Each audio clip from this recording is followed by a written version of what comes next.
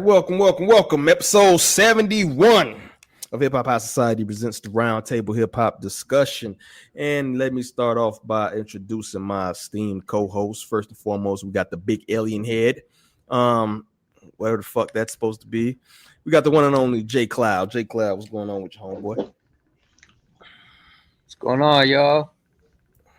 He's hiding from the federales this week, so pay him no mind. Then we got down in the corner there with a nice setup. I see the coyotes in the background. What's going on there, Mr. Obi-Wan Kenobi? What's up? Oh, man, not much. Glad to be back. Glad to have the pod back. Ready to get to it. Yeah, on vacation. We got the one. Oh, okay. We got the one and only, with the patented beard comb, the one and only Cassius Cam, aka this week Brian McWhite. I give you a B+. I like that. I actually like that. Thank you. I've been listening with D'Angelo passing. I've been listening to a lot of R&B, so figured I'd switch it up a little bit. I missed y'all. What's good, man? It's good, man. We missed you too, brother. How you been, man? How's life treating you, bro? All right, man. A little banged up, working through some injuries, but you know what it is. Still gotta make that money. So I hear you.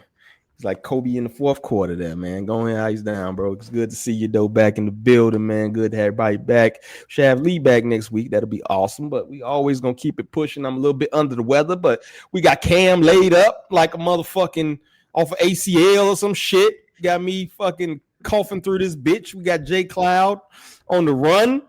You know what I mean? Obi might be the only one holding it down, bro, but shit. The show must go on. Fuck it. All right, man, but it's good to have everybody back and ready to pod. So unless you've been under the rock or not been engaging in this cesspool known as social media, you haven't really been privy to Tyler, the Creator. Basically, a lot of his old tweets have resurfaced after he tried to kind of do some, pay homage, pay a little tribute to D'Angelo. And I'm guessing, and this is kind of secondhand information because I didn't see it myself, but I guess apparently some of his fan base kind of was like, fuck all that, right? Which led to a lot of resurfacing of his old tweets. So let me pull up the article that we got here so we can kind of delve into it, get the basics outside of these ads popping up every fucking where. Tyler, the Creator, caught deleting old anti-black tweets. Tyler, Creator, has found himself in a major controversy as some of his old tweets are making the rounds online. They should put again, because I feel like this happens every other year. Tyler, Creator, is one of the biggest artists in all of hip hop. With that designation comes a large responsibility. However, fans have started to realize that Tyler's past isn't exactly a great representation of who he is now. In fact, many are disappointed by this, and they are taking the artist to task online about some of his past statements. It all started when Tyler liked a tweet criticizing his white fans for having zero interest in learning about black art. So here we go. This subsequently led to some major critiques of Tyler, with many claiming that he's responsible for the fan base he has now. During the future days, Tyler was an edgelord who more often than not tried to toe the line of what's acceptable. He would frequently make racist and anti-black statements on Twitter. And now those statements are being exposed over a decade later. In fact, many fans have started to know that Tyler is now deleting some of those tweets. Overall, this is probably for the best given the nature of what is being said. Some see it as act of guilt, although maybe he is simply embarrassed. So it just goes on to go into detail about that. I mean, you got a couple of them here. In fact, pull it up. I'm not sure it's opening another, but you can see the little, I'm not going to say what it says on there, but you see what's going on now. He was basically a troll, like many 21-year-olds in 2010. Not to mention that was kind of his brand back then, but I'm going to throw it out to y'all before I give my thoughts on that joint. What do y'all think about the cancel squad coming for Tyler and pulling up his old, this is from 2011, the tweet where I see one from like 2010. So they're pulling up those. What do y'all think about the outrage mob right now? Man, first of all, like I'm seeing a lot of people say he's got to take accountability. Like, he needs to say something. He needs to take accountability. He's got a whole song about this shit. Like he's got a song on what's it called? Call Me If You Get Lost, called Sorry Not Sorry, where he literally addresses this. So it's really he's just gonna delete shit at this point because he's not gonna keep. He's also addressing interviews as well, so he's not gonna keep addressing it. He's not gonna keep like holding himself accountable if that's what you even call it at this point. It's beating a dead horse. But I understand some people have missed it. Some people didn't see like this interview or that interview or hear the song. But it's like, what do you want him to do at this point? Yeah, I agree. Anybody else? Yeah, it's interesting. I mean, a lot of the biggest Tyler fans I know are kind of younger generation people, and even they know about all that because they're big fans and delved into it. So, it's kind of surprising that this just keeps bubbling up, I guess. I don't really follow Tyler that much and didn't in the last couple of years to know how many times this has bubbled up before. But yeah, it's like this is not new news, so it's interesting. And yeah, I mean, I would have thought it was like younger kids, but like I said, it's like a lot of his fans that are younger seem like they know. So I don't know how this is coming up again and again. Groundhog Day around this bitch. Yeah, I agree, man. It's like, first and foremost, you call yourself a fan of somebody, you should probably do your research as to the background, right? And I think this tweet kind of hits it. People discovering our future Wolfgang and kill them all is what that. So that's what that means. In 2025, so funny. Like, nigga, how do you not know this? So I think my first impression of Tyler was that with that video where he was eating a roach and he hung himself at the end with the black eyes and stuff like that. This is my 2010. I'm listening to Gucci, you know what I'm saying? And Jeezy fucking trap boy phase listening to this shit, right? So I'm like, yeah, this is some whacked out shit, right? I never got into the goblin phase and all that other shit, but it's like I wasn't even in that realm, you know what I'm saying? And I know about, what that was about. It was pushing, like if you watch old clips of Loiter Squad, you might see something worse than any of the tweets that Tyler had, right? It was about pushing the edge. So it's kind of weird to me. But I think Cloud hit it on the hit. Like the thing is like every time you drop a new release, you may get new fans, and with these new fans, they don't realize what you did in 2010, and so now they got to act outraged from old tweets, So I guess that puts a point. Does like outrage have an expiration date, bro? Like, can you bring up something that you did when you were 16 and now that you're 40, can people be outraged about, especially if it's just words, right? What do y'all feel about that? Like, can it be an expiration date on being offensive? You know what I mean? No, Being offensive, no. People have a right to be offended, but it's like at the same time, it's like, what do you want? What do you want people to do? If somebody's a completely different person than they were at that point, then it's like, what is there? What solves the problem? Yeah. What can you do? Mind you, this stuff wasn't secret. It's not like he's hiding anything. These are tweets that were public. He built his whole early career off of basically being, like it says, an edgelord, kind of like an Eminem, like hyped up even for the time type of thing with the comedy and the edgy stuff. And like, so yeah, just fun. Bro, they had swastikas on their artwork. Yeah. like on almost all of their artwork. Yeah. So, and this was an era where like everybody was an edgelord. In that era of social media, bro, it was like, how outlandish could you be? How crazy could you be? How many like hypothetical scenarios people were just trying to like push the limit, and you got people out here rapping about selling dope, killing people. Like, if this is the worst shit in his cachet, I mean, I just got to let that blow over, because when I was his age, I was selling teeners at the Greyhound station. So like, how am I supposed to even take any of this shit serious? Because it's like, that's the worst thing he did was post some off-color shit on social media. And people are going to try to attack his livelihood and try to tie it to his character. Bro, everybody says crazy shit. Even the most tight-lipped people you'd ever are going to make off-color comments. It's just human nature to like find humor in shit that's like outlandish. So like trying to ridicule Buddy over that, it's like, if that's the worst thing he's got in his closet, bro, he's probably doing all right. You know what I mean? Yeah, I say it all the time. Like, if this generation ever found like Eddie Murphy old fucking stand-ups or fucking Richard Pryor old stand-ups or something, they might faint. They might like literally pass the fuck out. Like, oh my god. You I ain't say even got to same. go that far back, bro. Look at fucking what's Buddy's name? The goofy late night show, Jimmy Kimmel. Oh yeah. You remember the The man Man show Show, days. the Yeah. original Man Show, or how many times he did like blackface as Carl Malone, Howard Stern, and like these are the same people that are turning around and trying to lecture people on what they should and shouldn't say. And it's like, I don't get it, man. It don't make no sense to me. I will This say, made me think of Tropic Thunder. what do you mean, you people? Oh, shit. I will say I think he's making a mistake, but I think his biggest mistake in this is not like doubling down on shit, like you deleting it or whatever. The thing is with certain elements of the internet, like they look for power, right? They're looking for anything. And like the biggest thing they want to do is get you on the defensive, right? That's just like, if you're always playing defense, you'll never fucking win a game, right? You can have the fucking 2005 Pistons fucking defense, but dog, if all you play is defense and you never get a shot up, you're gonna lose the fucking game, right?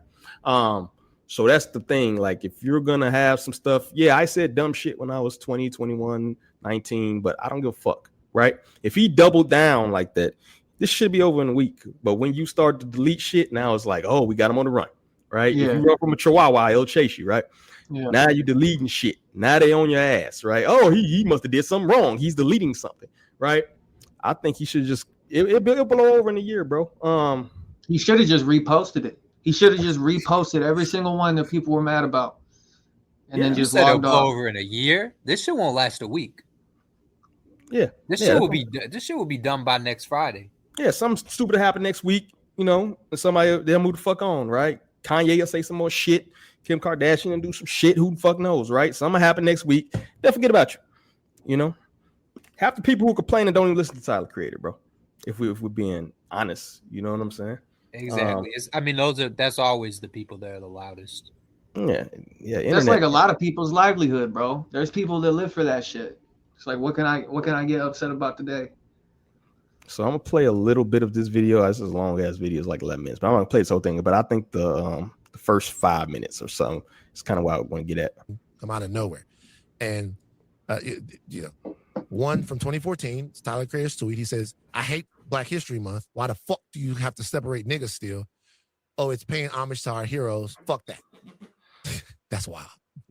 Okay, it's Black History Month. Come on, man. That's wild."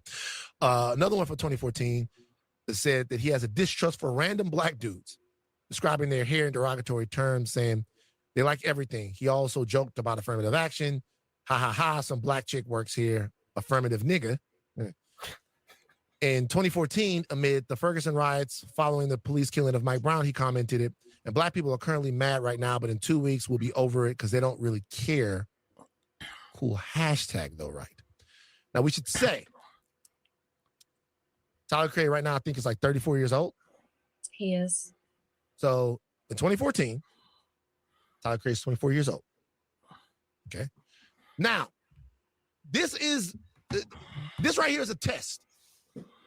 This conversation is a test. And let me tell you why it's a test.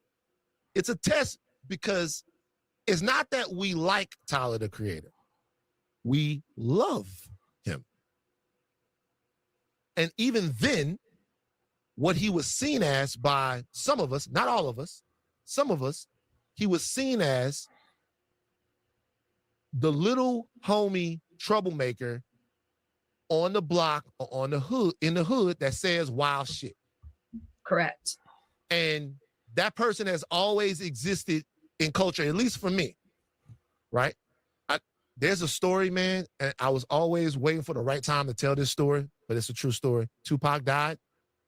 Pac passed away, and there was a big situation in the back of Southern's campus when Pac passed away. I was still in high school, but people are around and they doing their thing. They're very upset. You know, I'm looking at girls on campus. I'm like, yo, what the fuck is going on? I'm sad and shit. But I'll never forget, they're playing the music and, you know, it's not like a big, huge, it's not like it's 7,000 people out there, but it was people out there. Tupac passed away on the yard, and there's people out there playing music and all the thing, and everybody's playing the music. All of a sudden, you hear this nigga go. I'm not saying that this is funny. I'm just saying that this does exist. You hear this nigga go, man, fuck Tupac. And then you see this other dude go, nah, nigga, fuck you. And he was like very emotional. And it was a whole thing, and I'm watching this going down. So the Tylers, the people that be like, fuck Black History Month, fuck Kwanzaa, fuck all of this stuff, these people have always existed. They just, when you put this on Twitter, it exists forever. So the question after that long preamble is, what do we do? How do we deal with this? I definitely come from a tribe of people to where we look at what happened and we view the actual thoughts and talk about the thing and try to understand the person as a human. But at the same time, if you're looking at this, now you're to a point to where Tyler's fan base, or at least a part of them, a portion of them, thinks that it's okay to say fuck D'Angelo after he dies. So the seeds that have been planted throughout a long time of saying this type of stuff, they sprouted.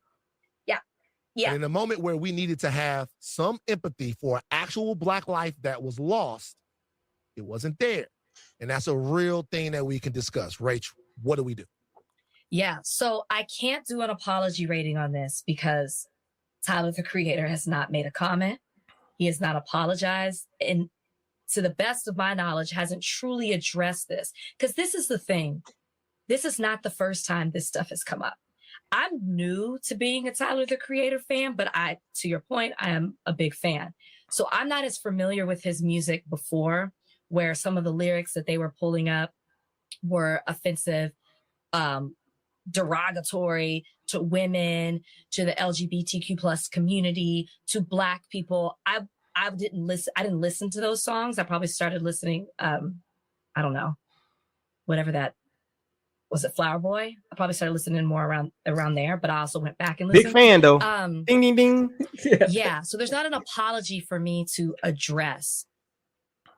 You asked the question, what do we do? And my thought process is, well, what is Tyler going to do? And the reason I say this, because he hasn't addressed it. You know, these comments came up from 2011. Like I said, I don't know if he's addressed it. But my immediate reaction is, hold on, why is it what we do and not Tyler? Because she's just about to go on a rant about, he needs to apologize. She just said several times, I didn't listen to his music before his album in 2018 or 2017. I'm a big fan though. I didn't listen to his music. I don't know if he's addressed it already. I don't know any of this shit, but I'm going to go on a rant about how he needs to apologize for this, right? And it's like, bro, are you really a journalist? You know what I'm saying? Like, are you really up here saying you don't know shit? And this is the majority of the people that are outraged. It is people start listening to Tyler, Creator, maybe 2018, 2019, 2020. Big fans, though, but don't know shit about this person past.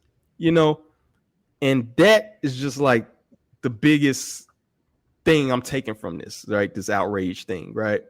And I'm not defending anything nobody says. I personally think Tyler kind of a fucking weirdo. I always thought he was kind of a weirdo, right? But right is right and wrong is wrong to me, right? If you don't do no research into somebody's past, how the fuck, and how many, what have you apologized 35 times already? I'm not satisfied till you get 36, right? It'll never stop. It'll never fucking stop, right? How many times you're supposed to address it? How many times you're supposed to talk about it? How many times you're supposed to do anything about it? So this to me just sums up. And I want to definitely get her first part in there. To me, the dude, Van Lathan, he was way more nuanced in it. You know what I'm saying? Like this little homie that talks crazy. We understand it. He's done his research on it. She just kind of fucking yapping. You know what I'm saying? But what do y'all think of the video and the little snippet we showed?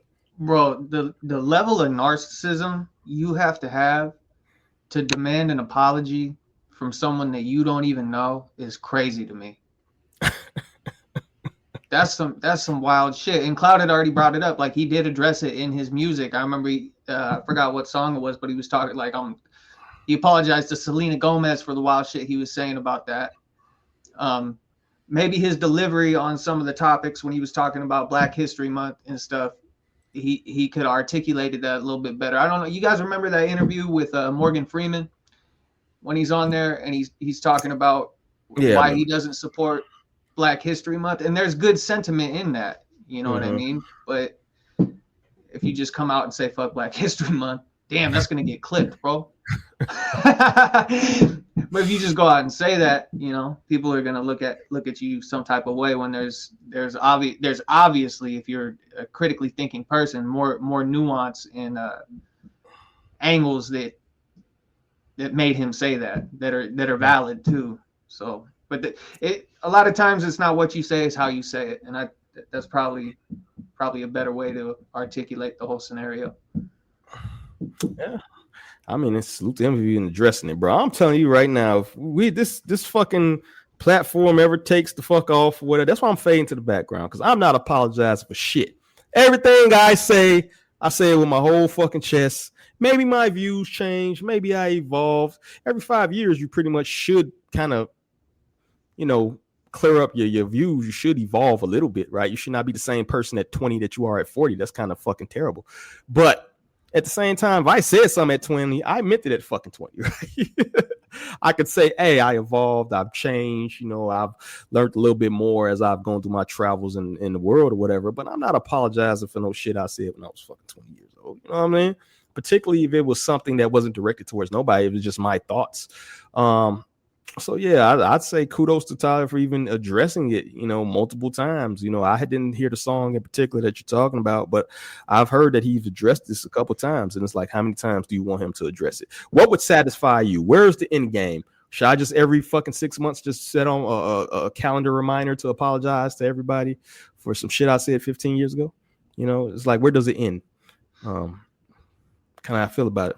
Anybody else? He literally has a song called "Sorry." like yeah. Come on.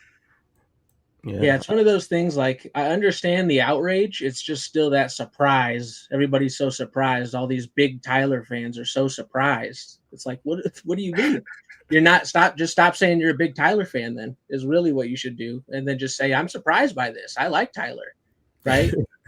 And another thing I thought was interesting about that clip, right, is that they try to say, like, oh, well, the seeds that he planted, right, are causing roots of other elements, and they're blaming Tyler for that. It's like, do you look back and are we going to then blame Eminem or blame, like, let's say South Park? I think South Park has done a lot of weird seed planting that has gotten us to here in 2025, if I'm being honest, being around around a lot of white kids growing up and seeing kids that think that shit's hilarious. And then you grow up and it's like, I think they thought that was more than hilarious. You know what I mean? They're like growing into that. And so again, it's like, it's just funny to have so much anger towards Tyler over these tweets and all that. But it's like, well, let's look at the roots of what him wanted to be an edgelord, right? Like, if we're going to really start digging in. But also, I thought that was a discussion we kind of ended in like the early 2000s. That media is not influencing people, right? Or like, let's get into that then, but let's not just all throw blame at Tyler. Yeah, I agree. Where do we go? How long you think the outrage are? Is it already dying down, right? I think this is what, day 4 or 5. I think pretty much everybody's got their memes off. I think the podcasts have done their rounds, you know, not excluding us because we're talking about it too. But I think the podcast may have done their rounds. But I don't know. How long do y'all think? Or do y'all think it might actually be some long-term effects this time to his career? I ain't seen nothing about it today. They've moved on. Have they already moved on, right? I mean, what are they gonna do? Like, old girl just proved the whole point. She don't even listen to his shit. So the people that are upset about it, they're not even the ones listening to anything he does anyway. No. Tyler got one of those. He's gotten more mainstream in the last few years, but Tyler's got one of those like cult fan bases that kind of like spider webbed into like a national thing. None of those people that are rocking with him give a fuck about any of this. It's gonna be a blip on the radar, bro. Yeah. They might get like there might be some venues or some people that cut ties as far as like politicking with people and whatnot. But you know, if that's what it took for them to do that, it's probably people he shouldn't be working with anyway. So facts. Anybody else think there might be some long-term? And guess what? We got 43 people watching us right now. Make sure y'all drop a comment what y'all think. We'll definitely read those on the air of whatever topic we're on. But does anybody think inkling it might be some long-term effects to this? I mean, I don't think so either, but nope. Yeah, I don't think so either. I think they've already moved on. So, and I mean, anybody who's rocking with them, like Cam was saying, bro, anybody who's rocking with you is going to keep rocking. And even in true controversies, bro, I think the only people you really lose if people are really rocking with you are the surface level people anyway. You know, those are not really going to be the people that's buying your shit or supporting you or anything else. So it's a wash. All right. And just shameless plug, right? You know, I had to get my grift on, dog. So make sure y'all check out the article written up, Weaponized Nostalgia, the digital records that haunt artists' careers, how posts become present weapons. So I did a little dive into things, man. Make sure y'all check it out. Quick little article I wrote up. So just kind of delving into this. And this kind of was motivated by this whole situation. Because he ain't in the first or the last. Like I said in the article, it's quite a few artists, you know, Metro booming lately, and all the stuff for the fallout from the Kendrick Lamar and Drake beef and stuff like that. So make sure y'all check out the article, man. Go to the website, actually check out all our reviews. We had like one or two dropped today. So we working over here. We working, sick and all, and everything else. So yeah, we got some great articles that came out in the last week or so. A lot of reviews, dropping everything. Yeah, I sadly had to give a couple people I like some kind of lower reviews that I like, but it's all good, man. I hope they bounce back. All right, so our next topic we got at hand, Timbaland. He unveils his AI artists. We've seen the video. Actually, I think that's probably one of the few things we can actually play on here because you can't copyright or trademark AI yet. Because it just steals from shit, right? It Frankenstein shit. So I don't think you can trademark or anything yet. But he unveiled his AR artists. And so I get my question about that. We thought maybe he would not take it this far. Maybe it was kind of a flash in the pan, but it looks like he's all in on this whole fucking AI shit, right? So actually, I'm going to play a little bit of this, man. I think we're good to go. On me, I might black out, put ice on my shooter. He gon' duck immigration now. Bitch, I'm back now. Check my stats now. All these clips on me, I might black out. I was broke then, but this ain't that now. Knock on Fiji, the VV splash now. TT cashed out, I stayed humble. I seen kingdoms, watch them crumble. I seen titans, watch them fumble. This ain't Eden, this that jungle. I got options on options. I need bad bitches only. I get top on the phone now. Bitch, I feel like I'm no cheat. Yeah, they came to see Tiger. Show me tits from the nosebleeds. Put ice on my. I get top on the phone now. I mean, we gotta take him out back. We gotta take him out back. That shit was so boring. Yeah, take him out back, man.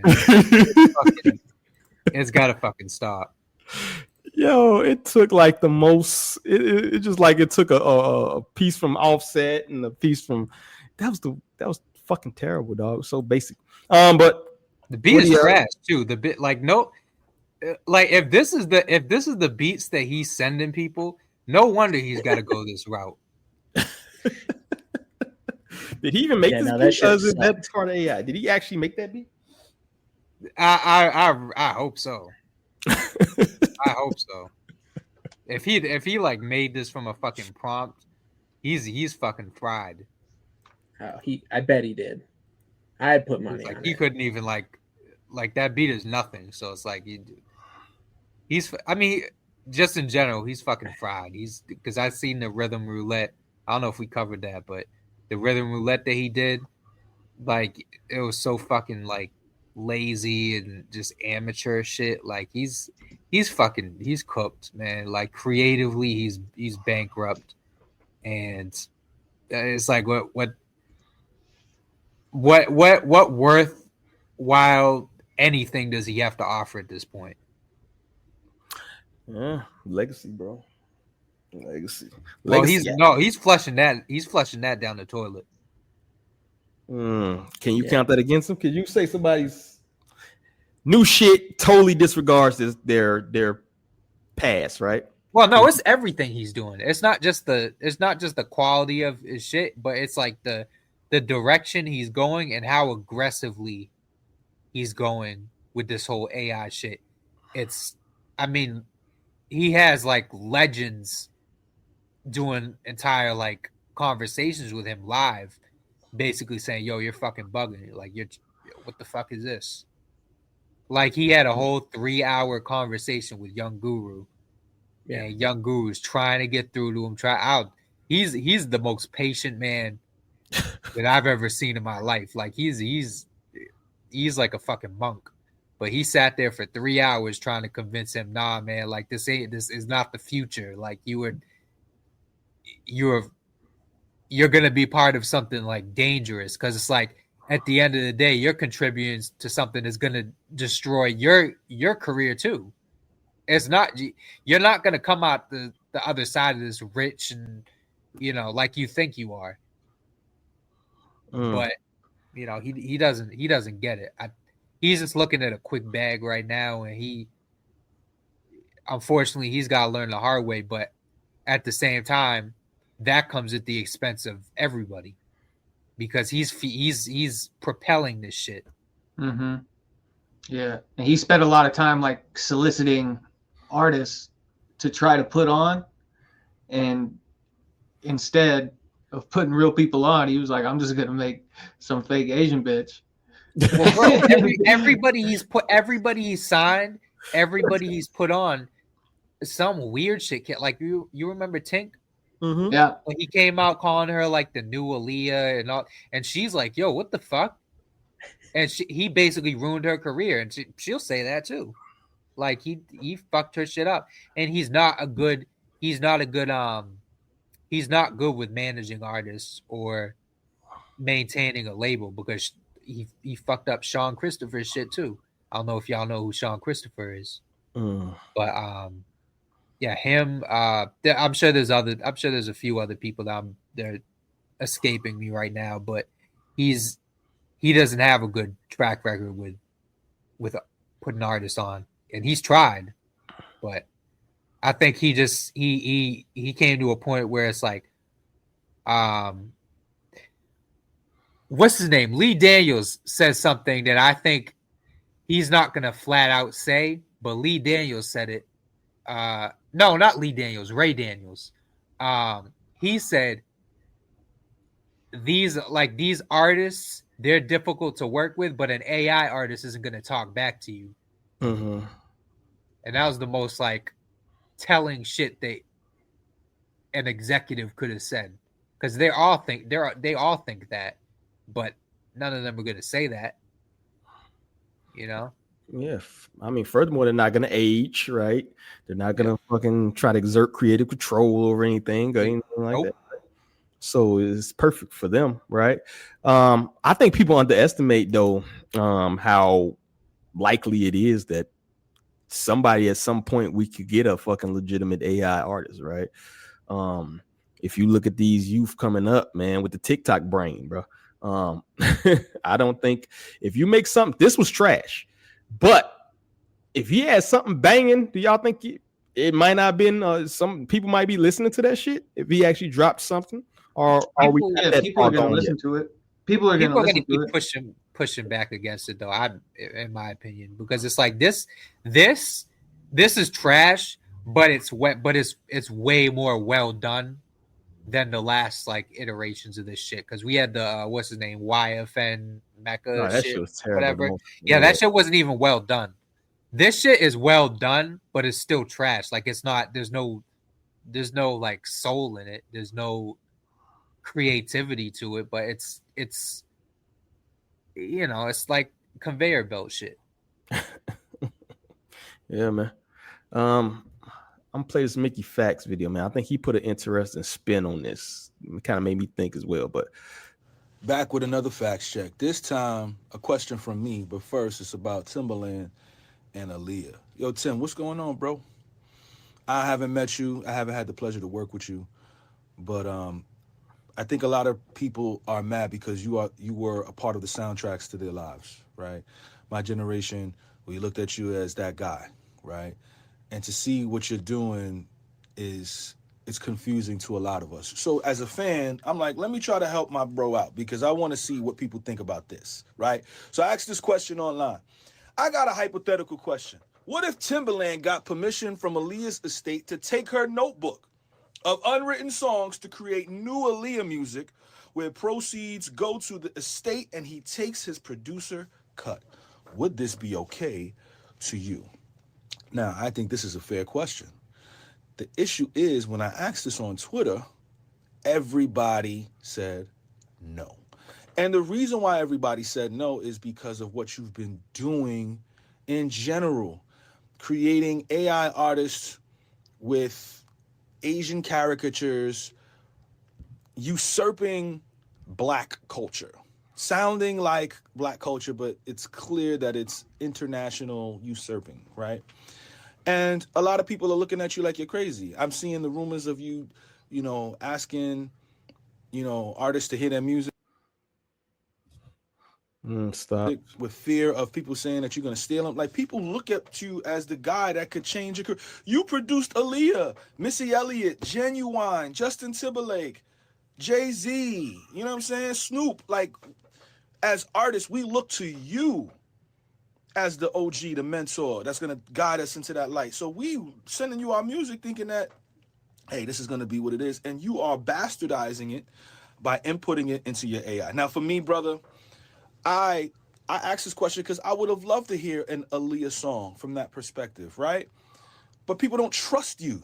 And that is the issue. Because I believe if DITC said we got some Big L rhymes we want that nobody's ever heard, we're just going to synthesize it into AI, even though it is hip-hop. I want to hear them.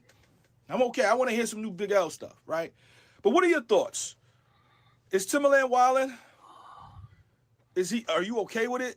Let us know down below. Interessante. So he brought up an interesting scenario, right? If you had some Aaliyah old material, maybe some unfinished snippets, maybe her book, a composition book, and you could put that in AI to create some new songs, and those proceeds are gonna go to her family. You feel me? Would y'all be cool with that? Yeah, I'm cool with that. You're not cool with that, Cloud? I don't agree. Because you're still taking agency away from the artist. That's their lyrics, but they're not performing those lyrics. That's taking a degree of agency away from them because they're not here to do anything about it. They're dead. Yeah, that's a good point. Like there's no way to know they would be okay with it. So because of that, now that makes sense. That's a good point. Selfishly, I agree. Like, I want to hear some new Big L. You know what I mean? Like, that'd be crazy. But fuck around, find Biggie Rhyme book and feed it to the AI. People might want to hear that shit, right? Well, we getting a new Big L. I mean, that shit that came out was hard. I don't know if we're gonna talk about that, but But you was cool with like we did with the Benny Siegel shit, right? We're using AI to bring his voice back. Which I didn't see too much after that, right? I didn't see too much outrage. I didn't see too much. I seen a little bit of praise, but then it kind of went away after that, right? That's a filter. That's not like that's like a filter over his voice. So I don't see a problem with that personally. And that was his move. Yeah.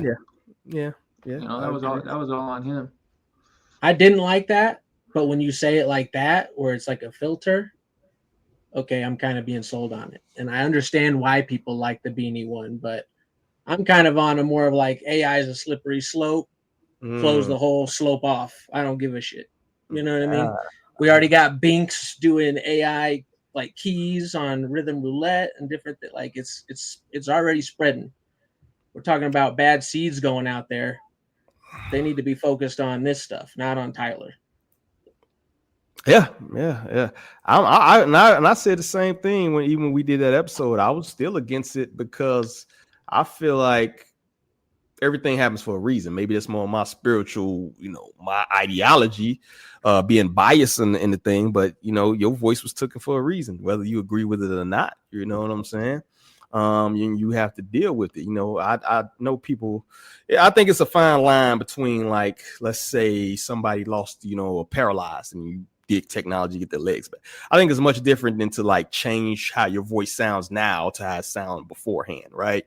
It's something unique or something distinctive about that, right? It's maybe you have to deal with it, right? It's something you can do beyond it. Maybe it's a different path for you now. Maybe you should learn some production. There's still things you could do in music that's very relevant to the culture, right? Outside of just rapping, right? So it's not like you're completely cut out the culture. Whereas, you know, if you lost your the way to walk, that's a whole different, and use technology to do that. But use technology to kind of bring yourself into this limelight as the rapper, when you could still ghostwrite for people, you could still produce shit, you could still fucking put other people on.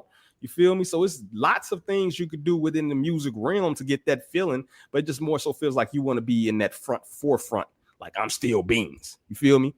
Rather than do other shit or find other lanes. That's why I was against it personally, you know, for right or wrong. But you know, I'm not outraged about it though. I mean, you did a song or two, that's cool. You get to hear yourself, that's nostalgic. I just don't want a lot of other people doing that as well. Maybe if you can't, who's to say if you not that great of a singer, enhance it. And they doing that shit now. They call it what? Studio magic, right? It's a lot of singers who you see them live, you be like, what the fuck is this? Right? So like my man's Obi say, bro, where's the slope in, bro? Slippery slope. You feel me? So I feel. Yeah, I think it's different with Beanie because, you know, that's his voice, and you know that's his right to do that. You know, even if you don't think it's like, even if you don't agree with it, you know, that's him. That's his voice. It ain't his voice, dog. It was his voice. You feel me? So, but it wasn't anybody else's voice. So it's like, you know, he's the one who gets to make that call. Above all. That's true. It's always like you said, it's like a fine line. Cause like I always think of like music should somewhat be a reflection of life, right? So like your voice changes in your music, if you know, blah blah blah. But it's also could be a reflection of life where it's like, but we got the technology now, so it's like, you know, I'm more on D's side on that one, but I could see it for the Beats case for sure.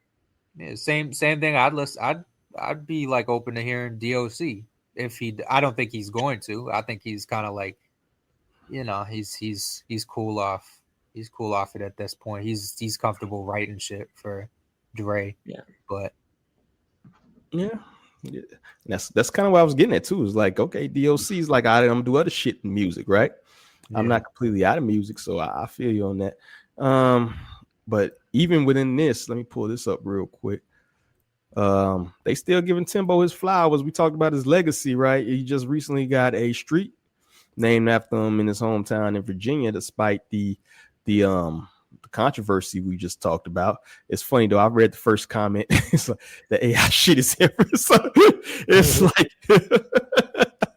you know, granted this ain't a huge account, right? I kind of want to maybe look at this story on maybe a bigger account, see how many comments are just strictly about AI. But that does point back to what you were saying, Cloud. Like, you know what I'm saying? Like this might follow you, dog.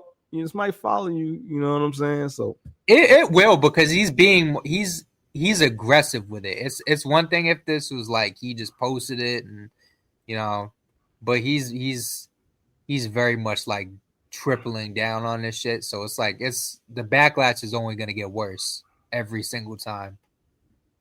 But yeah, I seen that other video, like he had like knots out, a whole bunch of Virginia producers. So it's like he's not like completely. I don't know. He's maybe to that money start affecting people, because that's always the motivator, right? If people start losing deals, if people stop saying, these record companies stop signing people and start going the AI route, that's when you know what I mean. That's when it might get a little shaky. You know what I'm saying? So we'll see. We'll see what the future holds, man. Yeah, keep in mind a label isn't behind what he's doing. That's all like Suno. Yeah, but I'm saying the label could get in, you know, that's how it works. That's how it worked with streaming, right? Streaming was technically a renegade thing at first, right? It started with the Napster shit. Then they was like, oh, this shit makes sense, right? Then you've seen that progression where now companies are making software to go in, and then eventually the labels got in bit, like, what's the name? Quite a few labels, Universal and stuff. They own part of Spotify, bro. So, you know, you could see it go on in the future. This is just kind of the, you know, the starting, planting the seeds, but it could possible that the record labels get in if it's the bottom line makes sense. You feel me? I think they're gonna set parameters to it because they've been legally like fighting back against a lot of shit regarding AI. So I think they're trying to figure out a way to control it and, you know, make sure that people aren't making AI Drake songs and putting them on streaming and shit like that. Man, some of them shits be banged. I heard that Mini Man, whatever, and it was another one too. It was another 50 Cent. Rejoin, I heard that was like a 70s fucking soul. 1950, bro. That shit, man. That shit's crazy, bro. That shit hit so hard. Like, this shit rocking, yo. Yo, I'm gonna have to play that on. And then, like I said, the crazy thing is they can't fucking copyright that shit. You feel me? So it can just get distributed all over. What you gonna do? Cease and desist on whoever made a random ass AI video? So it's gonna be rough out here. Any final thoughts on Timbo though, man? Oh, I got one good one. Is it the fact that he chose kind of like a fucking K-pop fucking run-of-the-mill little Asian mashup, you know, chick? Is that part of the backlash? If he, let's say he AI'd a Tink, right? Would it be as bad, or maybe would it be worse? What do you think? Might be worse. Might be worse.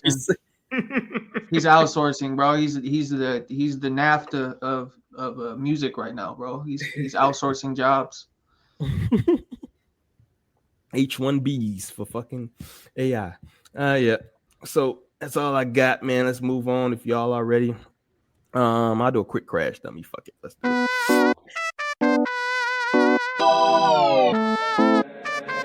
Hey, Darren.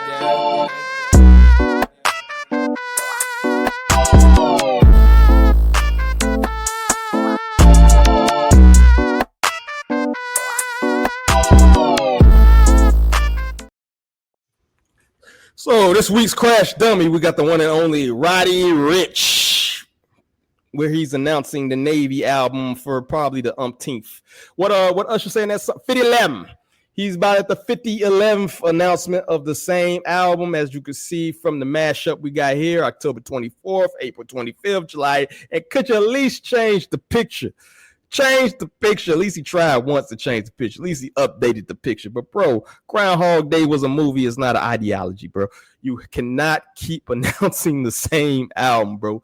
If you're going to drop it, just drop it. I don't know if you're gun shy. I don't know if you have label issues. I don't know what's going on with you. But repetition is not good, brother. And at this point, it may be a slew of other things that may happen. We've already had Cardi B drop. Which I wouldn't say that would happen before anything, but Cardi B finally dropped her sophomore album before you dropped your album that you announced like last year, dog. That should never, ever, ever, ever happen, dog. We might get Detox. He might get us to Detox, bro. You know what I'm saying? Star, he might get us to get that album out, that mixtape that we got to hear, right? I mean, at this point, I could probably name like 50 million things that may happen before. We may get a Nicki Minaj collab with Jay-Z before this album drop. We may get Dame Dash working a regular ass job. He may end up at an Amazon warehouse before this shit happens. We might get Drake dating cougars before this fucking album comes out. Diddy may go celibate, right, before this shit happens, right? We might get the Epstein list before this motherfucker shit come out. Like, who the fuck knows what can happen? But please, brother, either drop it, change the name of the album, do something, but don't post this shit not another time, sir. Stop it. So for that, Roddy Ricch, I'm sorry, brother, but you got to get that big old car crash and stop posting this shit pretty, please, sir. And that's all I got. It's the GTA 6 of album releases. Man, that shit ain't never coming out though. Next up, we got we're gonna listen to some music. DOD. Let's go into it. Let's play this intro though, man. I love this fucking intro.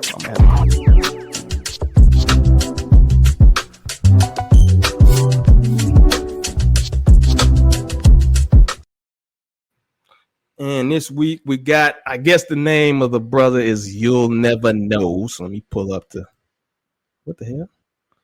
Oh, my bad. I already got playing in the background. Let me pause it. Technical difficulties, my bad. But You'll Never Know in his song called Funk. So make sure you guys mute your mics and we'll pull it up. Let me know if you can't hear it.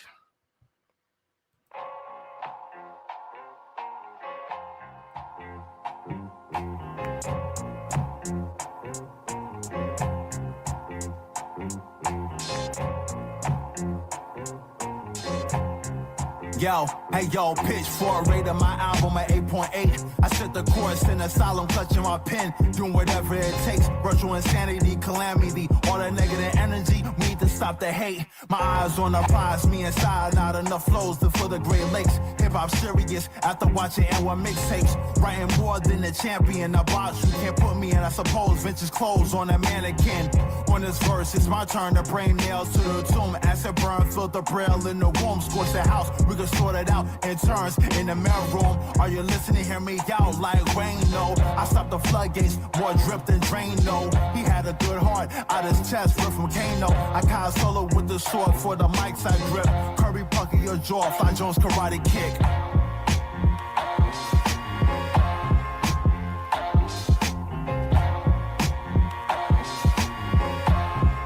One, two. One, two. Spending mad days. Yeah. Roadside. Listen. Yo, yo. Baltimore, check me out. Hey, yo. Roadside Sarah's. Wine beverage.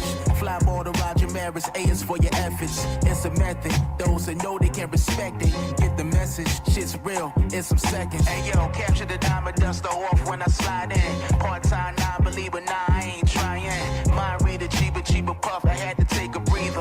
Triple bean teether. Follow the leader. Hey, yo. 8mm snapshot. Bubbling black pot. Hit the jackpot. I'm dapper Dan with the ass cot. You flip the script. Rolls Royce. It benefits. And yo, the days of innocence. Excuse my ignorance.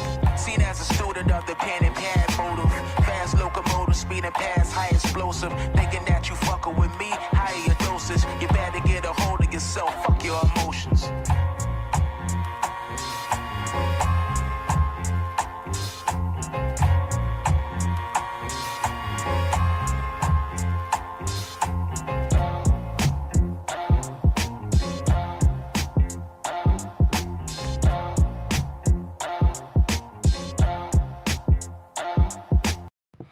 There you have it. You'll never know. Featuring Cyanide. I think that's how you pronounce it. But y'all gotta stop with these names, man. Y'all fucking me up. Let me get my camera back on. So let's pull up. I'm going first. Why did I do that? So yeah. This actually wasn't that bad. I think it was kind of smooth, little funky beat, man. The rhymes was compared to some of his other stuff I've seen. This one was way more kind of like it was kind of way more cohesive as far as rhyming pattern. Sometimes I think of some of his other stuff, it sounds like he kind of got off beat. You know what I'm saying? He's trying to fit too many words or syllables into a bar or something like that. This to me felt way more smooth. You feel me? So I'm gonna go ahead and give him a thumbs up, man. I'm gonna give him a thumbs up. I think this was a good track compared to some of his other stuff I've heard, which I mean, I guess that's kind of cheating if I heard a lot of other shit. But I think out of all his tracks I've heard, this was kind of like the better one. So yeah, D-Web is getting the thumbs up. Next up, Cloud, bro. Okay, so who was who? Second dude, I think, was Cyanide, right? Yeah, as I said, he murdered you. First verse was he murdered you on your own shit, bro. he had the best verse by far. Like it's not even close. That said, I like the beat. Oh shit. And I fuck with the beat. Oh shit. And yeah, man, yo. Oh, shit. Dude saved this song. So I gotta give it a thumbs up just off how strong the feature was. But if you didn't have that feature, it would be a thumbs down for sure. Okay. So that's, take what you can get sometimes, brother. Yeah, the way he was rapping was just too like he reminded me of like super early, like 98, 99, Talib Kweli, and I could not fucking stand that shit. Like I could not stand the Black Star shit. So I got you. But that's my person. That's me personally. I got you. Okay, cool. Why the fuck does shit go so small, bro? All right, who's next? Cloud, we got the thumbs up. Cam, what you think, bro? It was cool. I wasn't mad at it. I mean, the Cloud's right. The second dude was tight. Second dude was real cool. I liked his schemes. I liked the cadence he kept. The first dude, I mean, he's kind of got like one of those acquired styles. You know, like you either like that kind of off rhythm type shit. I mean, he's not bad. He's talented. He can rap. He can rap a little bit. What was the second dude was Cyanide? Yes, I think Jay Cyanide is said. I'm gonna go check his shit out. I like he had mad backpacker energy. I liked it. It was cool. Salute to the backpackers, dog. All right, Obi, man. Shit, you might make it a clean sweep, dog. What you got, man?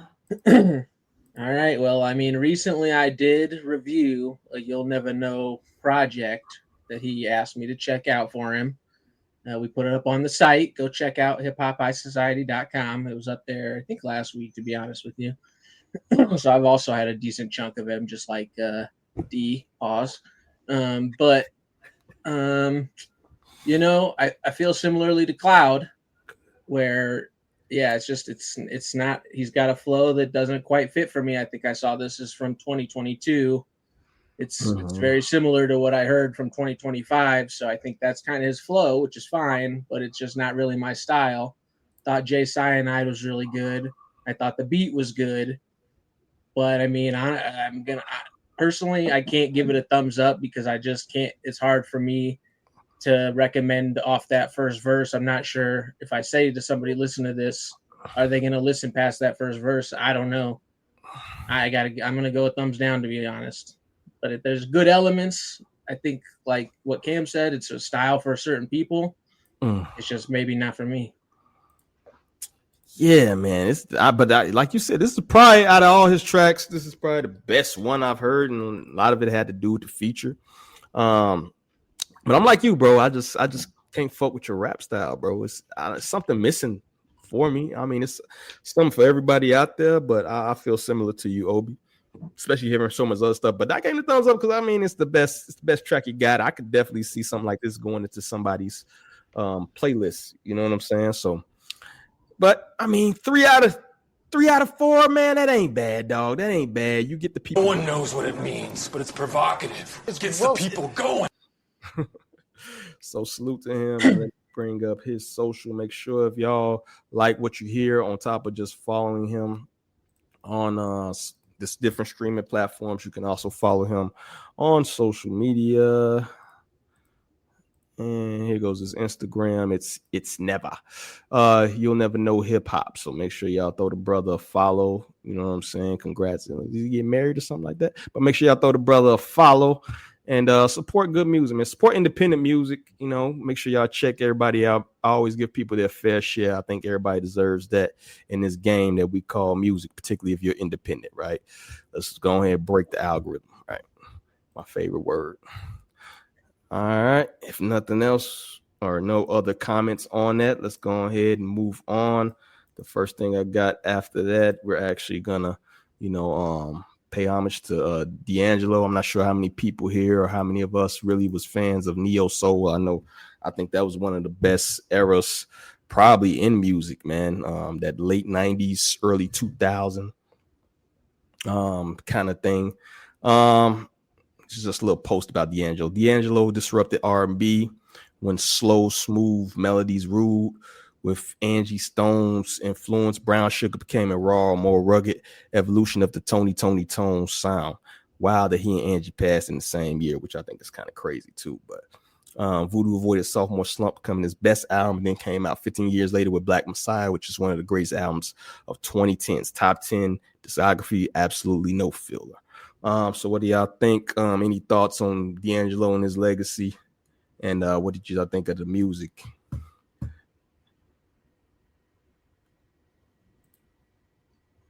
He was one of a kind, bro. He was one of them ones, bro. Like I don't even know how to really explain it because I was really young.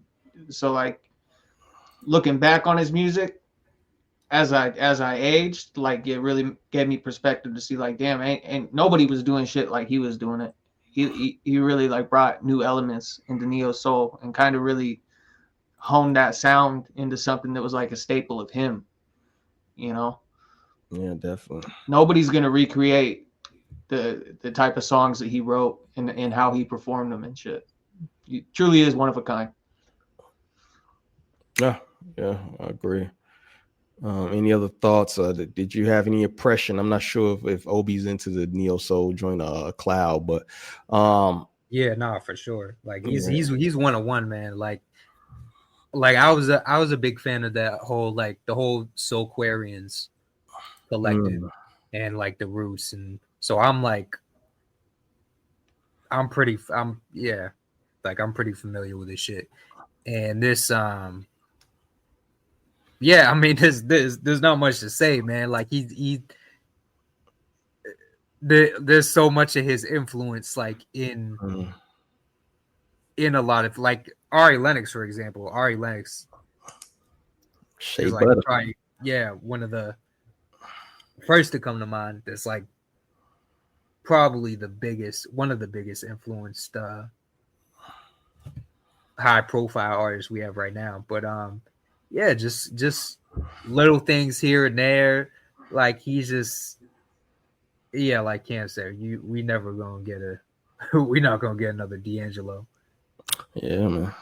I would even say like the music tree of that era, you know, I consider like D'Angelo almost like the godfather of the neo soul movement. You know what I'm saying? Music soul child, a lot of prominent figures in there, which kind of gave rise to the next generation of soul singers. You know what I'm saying? I could see you say, like even like today, like a Leon Thomas. You know what I'm saying? You can kind of hear some of that in his stuff. Mm-hmm.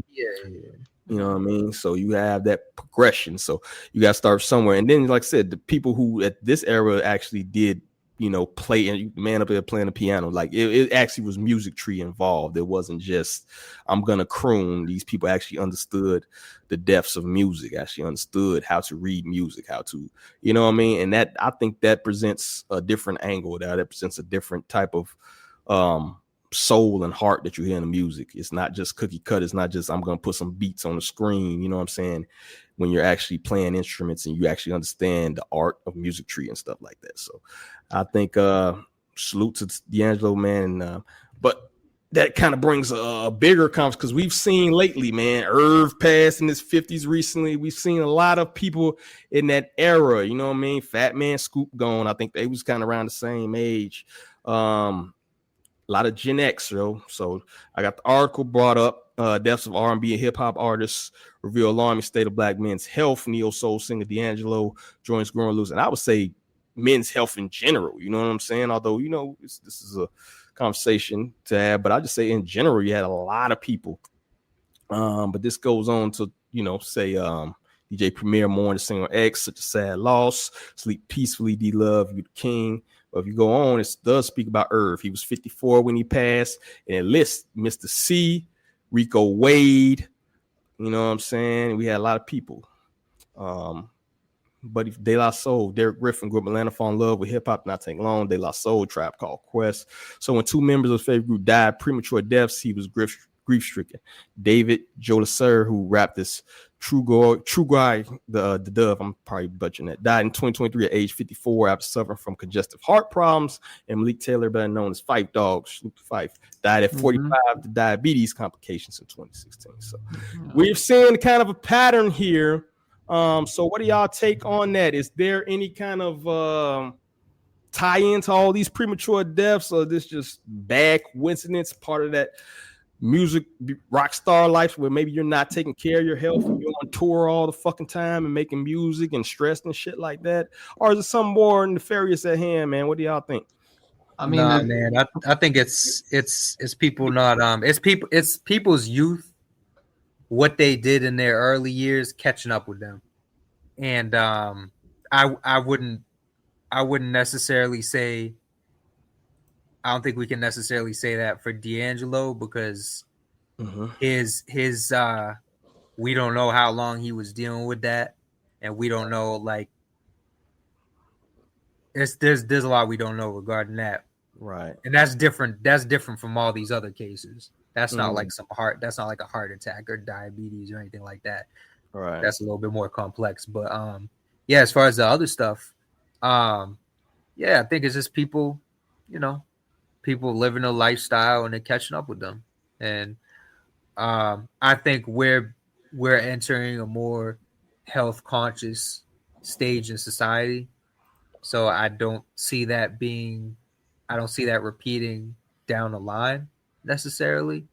But yeah, it's unfortunate, man, because it's like once you live like a certain way for like 10, 15 years, you can't like just wake up one day and just erase that. Like you can't just take that back. So much is done to your body, and like it's sometimes some people are lucky where they're able to like bounce back from it, but some aren't so lucky. Yeah, I'll push back a little bit because I don't think it's just that. I mean, when you're talking about Generation X specifically, like this is the era of people that were introduced to like synthetic foods, seed oil, fast food restaurants on every single corner, when smoking before there was like stuff and information to reflect like how negative it was for people. Like these people grew up in an era where like none of that stuff, it was just commonplace. You're getting introduced to seed oils and microplastics and fast food and all kinds of shit. Like, and there was no way to know what it was going to do to you. So I'm not saying, Cloud, you're right. Like you live hard and fast when you're young. Like that's just definitely going to catch up to you, whether it's nefarious or not, or just ignorance on a mega scale, as far as like the pharmaceuticals and the food that America has pushed into people as a commodity and easy access. I think we're starting to see the repercussions of that in real time. Yeah, bro. A lot of these people were on tour and eating McDonald's. Exactly. Like these dudes were like living like they were just like they're living very in the moment. Yeah. And another thing, there's more there's more people and more stars than ever before, right? Like even just from 10 years ago or whatever, but so there's also going to be more deaths, unfortunately, and it's going to feel like a bigger deal too. You're kind of going to get more of that just from media's a bigger thing now than it was 20 years ago or 30 years ago. I don't think it's going to be a thing moving forward, because we've like there's like the vegan culture is a way bigger culture than it was, say, like 20, 25 years ago. They ain't necessarily better health, dog. A lot of them that's just one example. Yeah. Nah. He's got a point though, because whatever diet you do follow, like just being cognizant of what you eat, whether it's vegan. I did strict carnivore for a few years. Never felt better in my whole entire life. Felt absolutely amazing. If veganism works for you and you're crossing all your T's and dotting all your I's, as long as you're not bugging me for eating medium rare ribeye every night, more power to you. It's all good, bro. Like because there's vegan unhealthy shit. There's vegan processed shit. So there's like it's like you got to be cognizant of what you're eating. But I think people are just a lot more. You can do research on everything now. You have more resources. Yeah, definitely. I think as far as like the heart complications go, like when you look at the introduction of like seed oil specifically, seed oil, vegetable oil was originally an industrial lubricant. It was not meant for human consumption. They were using it to oil up tractors and shit, to drag fields. Like that, vegetable oil was a lubricant for machinery and shit, and they figured out that you could cook in it mass scale. And the turnaround was crazy. So you're talking to like a 30, 40 year period where none of that information was out, and that's everything was getting cooked in seed oil, like everything. And people didn't know the ramifications of that type of stuff. On top of what Cloud said, like you're flying city to city, you're not sleeping, you're partying, you're drinking, Right. You're famous in the 80s and 90s, like the amount of drugs that were going around in those circles. It's kind of cool now that like it's not as there's a lot more sober people now, you know, like Right. being wasted all the time ain't like it's not as cool as it used to be. So it's unfortunate that, you know, people got to drop like flies for society to like recognize like, oh shit, this is real, especially when you don't think you're doing anything wrong. You're just eating the stuff that's provided for you, you know. And I understand it's a lot harder for people in like urban communities or like big metro areas to get the kind of nutrients you can get in like a rural community. And that's one thing I'm super grateful for. Like I can go pick the cow I'm going to eat. You know what I mean? And that's not everybody has not everybody has access to that kind of shit. So yeah, that's a big thing you hit on too. It's more where your food comes from and stuff like that, rather than necessarily what it is, right? You could, like you was on a carnivore diet, depends on where your meat coming from, dog. You feel me? Like if you're going to the farm and you getting that you know, grass fed shit, and that's good. If you fucking eating farm raised tilapia 50 million times, think you're being healthy, you know, it's not as great as you think. Corn finished beef, and even being like adamant and telling people like, hey, carnivore worked for me, maybe you should try it out. I was always adamant about telling people like factory farming's disgusting. That shit's crazy. I won't purchase any meat. I won't Tyson chicken, all that shit, bro. You can miss me with that. I'll pay the extra couple dollars a pound for stuff where I get to shake the rancher's hand. You know? Big facts. Yeah, but I don't necessarily think that society is more healthier than it was 20 years ago, just for the simple fact that they kind of actually were eating. I mean, you had that period, late 90s, prior to the internet becoming a big thing, where maybe, and that's where Gen X falls in, unfortunately, right? They fall right in that time, right? But I think you do have a lot of people who necessarily think that things they are eating are healthy emotion, you know. But as far as the artists themselves and stuff, are people on the road being more healthy, right? I'm not sure, right? Are people who are traveling from city to city? I know Wayne famously said that he takes a chef with him, right? Most artists can't take a chef with them everywhere they go, right? So I wonder if that translates to people on the road. I don't know if any of y'all have been on, you know, toured with anybody, or actually been out there with anybody, seeing what goes on in the road. Do y'all think these younger artists are actually taking care of themselves a little bit better? I mean, it's hard to say, but like you said, there's like way more options now. There's companies out there where you can get like packaged, freeze-dried, healthy food. Like, what's that company? HelloFresh or whatever. So like, depending on your resources, there's way more options now to you know, stay relatively healthy. But as an example of what you're saying, I'm D will relate to this. Like when I was fighting fire, like there's times where you're living off MREs for like months at a time. Yeah, it's terrible. Bro, you like you don't know how terrible you can feel eating processed food until you gotta like go a stretch on MREs. It's crazy, bro. Like I got horror stories eating those hockey pucks, dog. Like there's some crazy stuff, and that's the shit that they're giving like soldiers, and you know what I mean? Like it's rough, bro. Hey, you remember those? It was like a lemon bar cookie, like a biscotti. It's like a little cake thing. Ain't it like a little cake bro? Thing? Yeah, I ate one of those one time, bro, and man, not to give too much information, bro, but I was backed up for weeks, bro. So then we started betting who could throw them the farthest, because if you throw them like a frisbee, they fucking scoop like nobody. But that's the kind of shit that you would be eating, you know.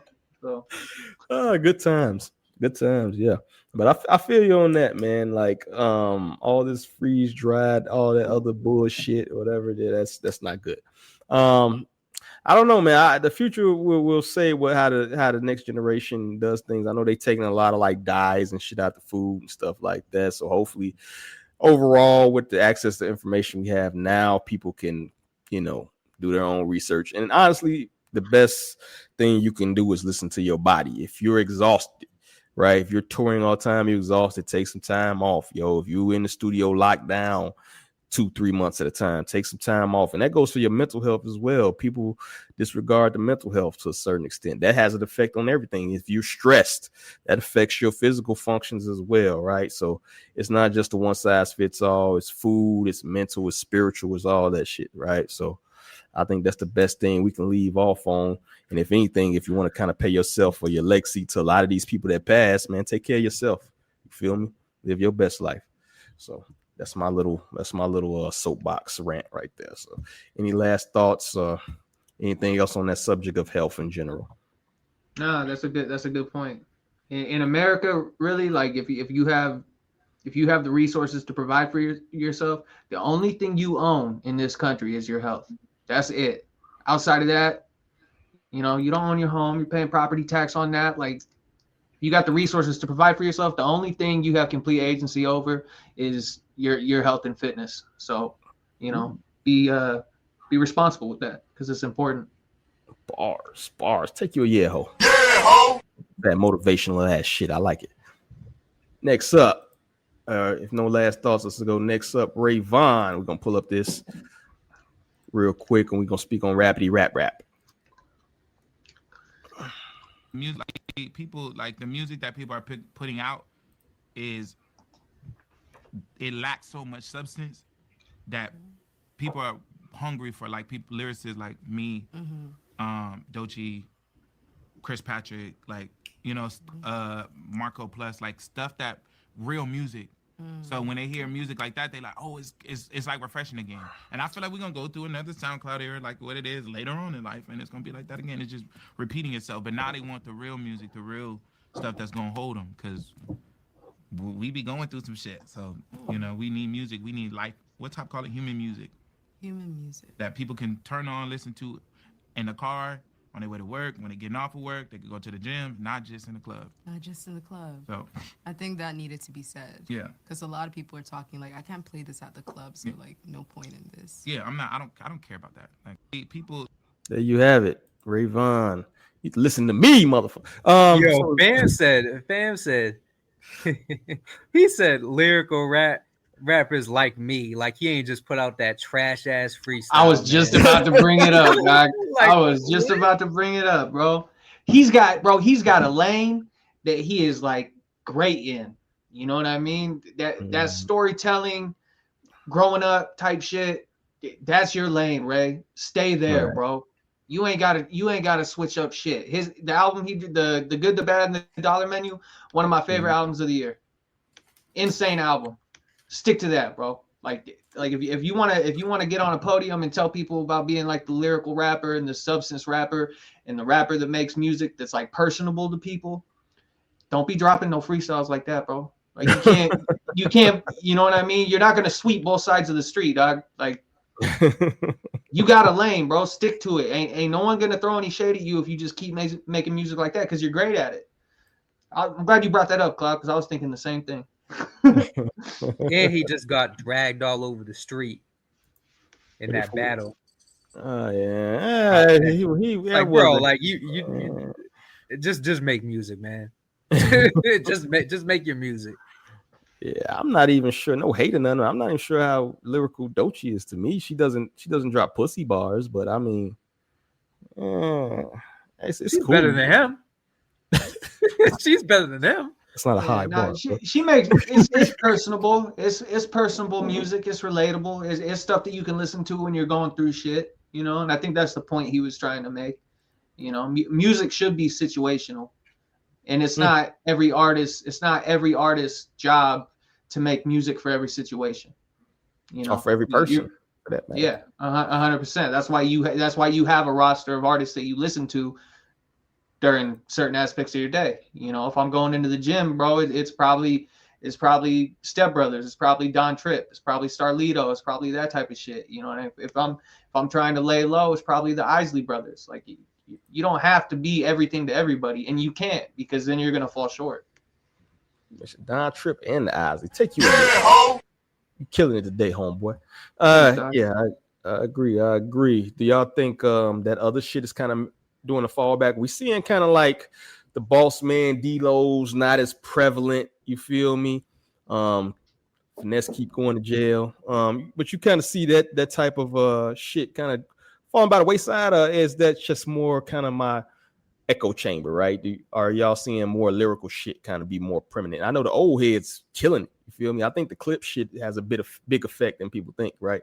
Not that they're dropping the most, introspective bars, right, outside of a few songs, but they still are pretty fucking lyrical. You feel me? Lyrical as hell.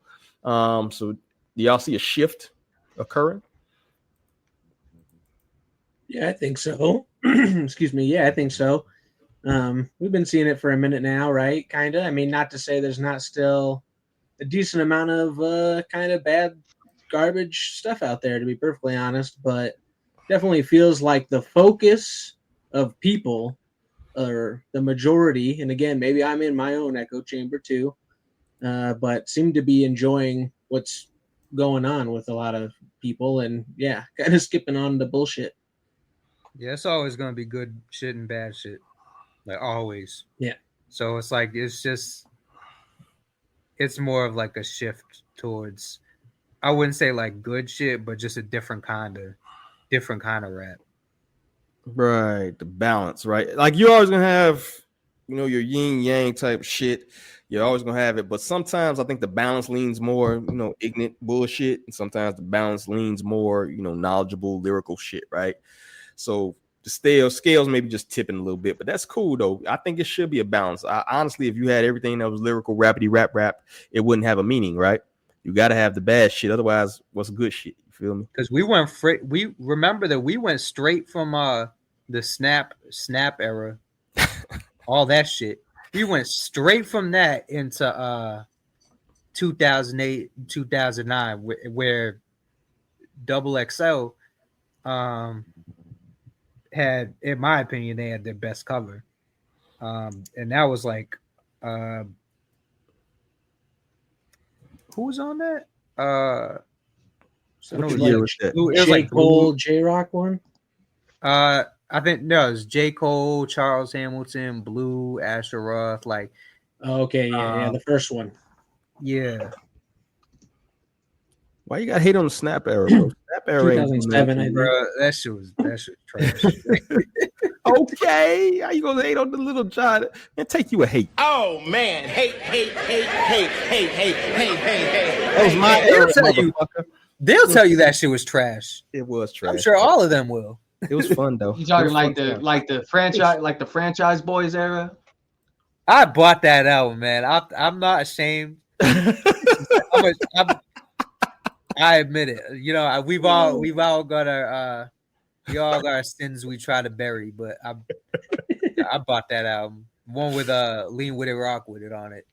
I was just about to bring that up, bro. That whole crank that whole era right there, bro. That shit was like a tsunami, bro. It was like you either leaned and rocked with it, or you didn't hang out with nobody. Yeah, you couldn't go in the club if you weren't leaning and rocking with it, bro. You was lame. Salute. Got off subject. So that's it. Any last thoughts, man? So, second part to that, I really didn't hit on that, bro. Is lyrical, rappity rap. Like we got a lot of people who say a lot of words, right? Say a lot of words, not necessarily saying a lot of substance, right? Does being lyrical equate to substance? Are those two things mutually exclusive? I think that's a question you'd have to. I think that's a subjective question, know, because like I would say no. Like being lyrical doesn't equate to rappity rap, because there's people that make simplistic music that's super lyrical, where they're not doing, there's not a lot of doubles, there's not a lot of internal rhyme schemes, but they're making music for a purpose. Like there's purpose behind the stuff they're saying that you could feel when you listen to it. And then there's other people that are good at putting all those eternal rhymes in and callbacks and double cadence and shit. But then there's also the hibbity hooplas, you know what I mean? Where it's just like the machine gun rap, where it's just like, how many words can I rhyme back to back to back to back? Where people who, I'm not going to call them like low IQ, but like, fuck it, I am. Smooth brain people out there that just like the repetition in the cadence is like pleasing to their ear. And they'll be like, this person's so lyrical. Yeah, there's a bunch of examples out there. Fucking Dax, all those whack ass motherfuckers that be making that kind of music. I don't really like the term, because it's like it has people putting people like Token next to people like Blue. You know what I'm saying? And you they're like dudes like Blue are very good on like a technical level, but they're also, he's very like content heavy, and just makes generally like great music. But it's like there's people that are just super like into the words, like wordsmiths, but to the detriment of the music itself, to where it's like we're just they're only focused on the words, not if it's like listenable, not if the beat's good, just like doing all these things with words. And I feel like that's how Eminem became after a while. I knew it was coming. I knew it was coming. Where it was. Oh man, hey. Nah, man. Nah. Where it's just very like masturbatory. Where it's like, I'll fuck with you. You know what I'm saying? Yeah. Where it's just like I want to see like what I can do. It just becomes like a self-obsessive thing. Yeah. And Yeah. No, I think he would admit that he's kind of like fallen into that. Yeah. But there's people that are like super focused on that. But I feel like people just put both of those types of artists like under lyrical, and it's like we don't have a clear distinction of like, is somebody like lyrically like lyrical on like a technical level? Is somebody lyrical on a content level? Like what do we, you know what I'm saying? Like people don't really like specify anything. They're just like, they just use these terms like lyrical, rappity rap, and it's just, it's very reductive. Yeah, it's kind of obscure. You don't really define it like a Tech 9, right? Is a Tech 9 a I was just thinking Tech when you were talking about it. I would say he's more like both sides of the fence, because he's very like content heavy too. I'm personally not into the music, but I would definitely not say that he's just rapping and just not saying shit. Yeah, I would never say super talented regardless. That's why I've always had so much respect as I've aged. That's why I became even such a bigger fan of guys like Aesop Rock, because when you think it's just a collage of fucking random shit, and then on top of that, like the vocabulary he's gonna use, and then when you get to an age or a knowledge level to where you can understand and like what he's going for and the topic, it's deep shit, bro. It's like super existential type of music that you got to have some crazy bandwidth to even like, and for him being able to make that palatable over fucking 30 years is like, it's crazy. Like I like what Cloud said, like you can't conflate the two because they're not even the same thing, not even the same fucking genre of music, if you ask me. Homeboy Sandman's another good example. Like he's fucking superhuman with how he does his shit, but it's very like content heavy. It's very like dense rapping, but it's not nonsense.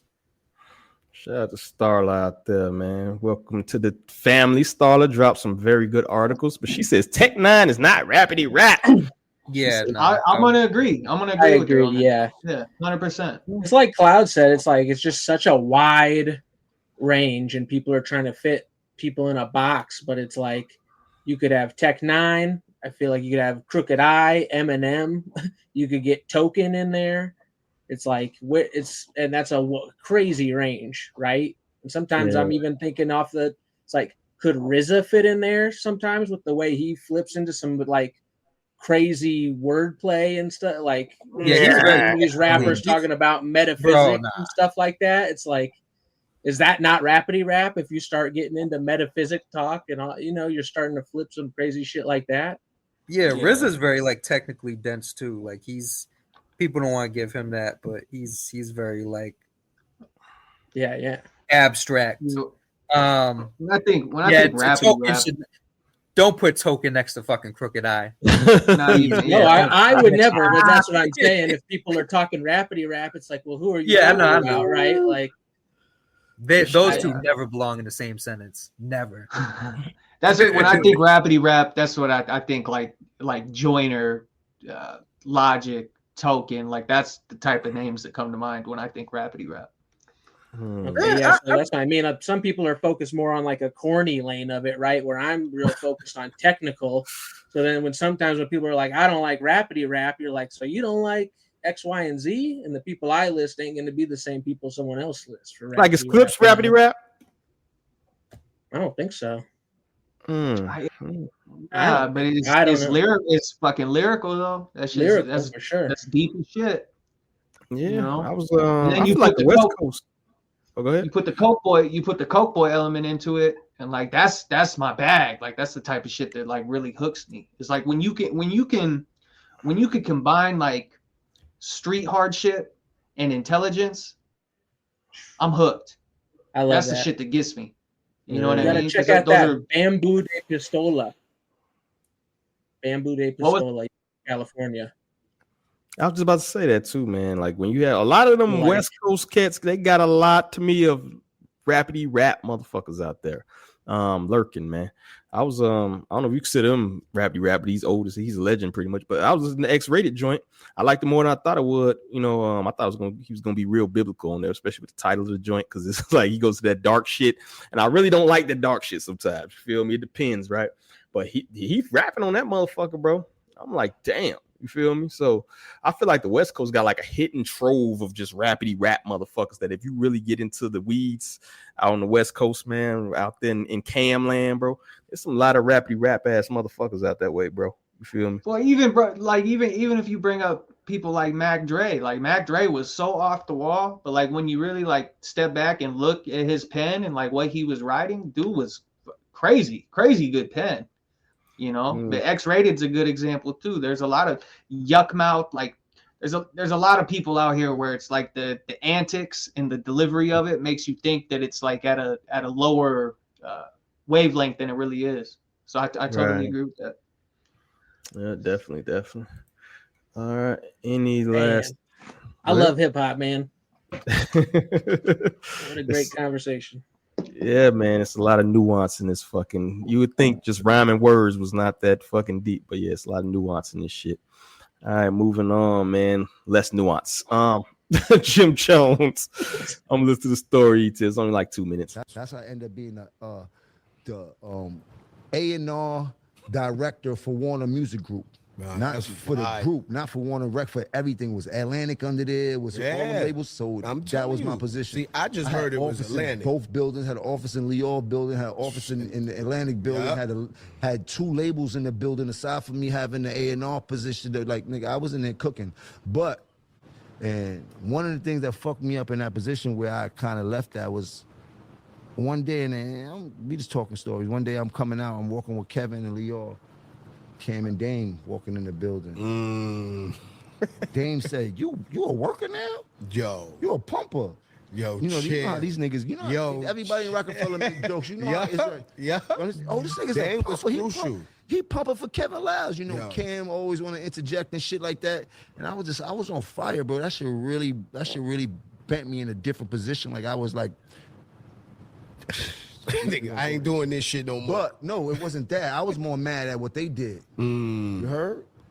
Because you undermine what I got going on. You didn't respect the position I had. But maybe they did, but they knew they could never be in that position of where I was going.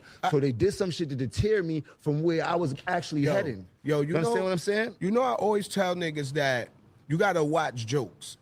Because some niggas will say some serious shit to you in a playful way. 100%. Because they know you would take it to the left way if they said it serious to you. So they say it in a joking way. So you got to really pay attention to jokes. Because it'd be a lot of disrespect. And motherfucker be like, you know, you laughing thinking they playing, but niggas is dead ass serious. And that could have been that. You know, hate disguised as a joke.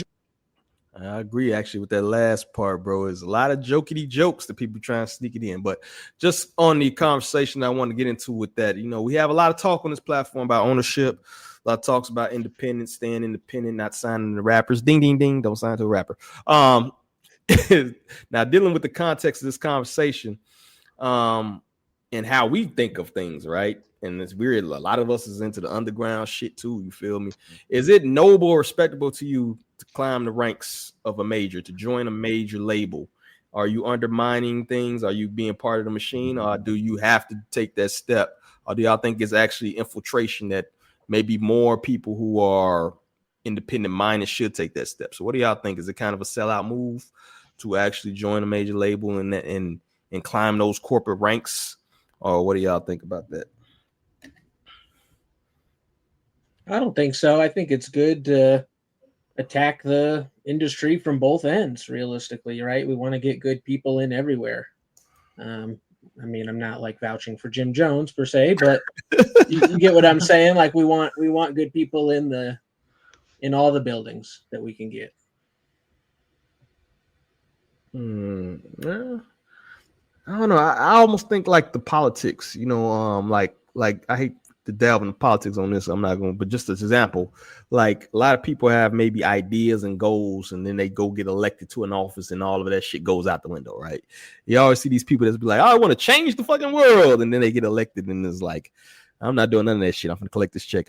And I almost kind of feel that too with people who join majors and you know, they have these lofty ideas of who they're going to bring on, how they're going to change the system, things of that nature. And actually, they just become a cog in the wheel. You know what I'm saying? So I'm kind of torn on that. You feel me? And not like I said, not even just going on Jim Jones, because Jim Jones actually absolutely would have been a cog in the wheel, right? I don't think he would have been, but but just thinking of other rappers, right? I think it's probably a reason why they chose to maybe stay independent and build up their own brand. You feel me? Even if they don't get to that level of a major. But I could see some value if you just kind of want to, if you're one of those people that necessarily don't want to redefine the wheel, reinvent the wheel, right? Maybe there's some value. Maybe you can do some good work. Can you do some good work from behind those walls? Do y'all think? Yeah, you definitely can. But I mean, to your point, like with the track record the major labels have and all the instances of people getting screwed over, like looking at it from the outside looking in, it's like kind of be a silly decision. Like if you're trying to value your integrity and like what got you to the show, I mean, you look at the examples and the track record that these major labels have, you kind of got to like lose part of yourself to kind of get involved with that. So I can understand the hesitancy for people in the. I put it in the thread yesterday, but it was LaRussell put a screenshot of how much money he's invested into his ads over the last month. It was something crazy, like $120,000. I was like, that's nuts. Like for him, even having that capital, however he's getting it, if he's got like people privately investing, or he's just hustling that hard off shows and everything. Or like social media ads, or what kind of ads? 120. It was 160,000 over 90 days. Yeah, 160K over 90 days. And he's young, so like however he's able to like get that done, that's awesome. That's a beautiful thing. And to pay out of pocket for that just shows how serious he is about that. And he's gonna make it, bro. You know, it wasn't LaRussell, it was Larizzi. Oh, Larizzi? I misspoke there. Wasn't I thought it was, I think it was LaRussell. Larizzi got 160,000? I don't think Larizzi got it. I'm not sure if Larizzi got 160,000. I think it was Larizzi. For ads on Instagram. They had a whole interview with each other, so they did. Yeah, no, they did. But I do. I'm pretty sure I was seeing it later today, also, and I thought it was LaRussell. It's Larizzi? Damn, I'm shocked, yo. That is a lot of money. That is a lot of money. But I mean, you have to invest in yourself, man. That's one thing I think we need to be realistic about in this age. I think a lot of people are kind of naive for this. Sometimes you gotta take a job and pay for ads to push your shit. Like some shit does go organic, but a lot of shit, man, a lot of people are spending money on promotion, bro, more than you would think. Yeah, it was LaRussell. Now that I'm looking at it, but and I know he's out there grinding, bro. So I wouldn't be surprised if he's got like a lot of grassroots support doing what he does, bro. Like I know I've said good stuff about him before, but just being from the area and seeing what he does down there in the Bay for other unknown artists and independent artists, bro.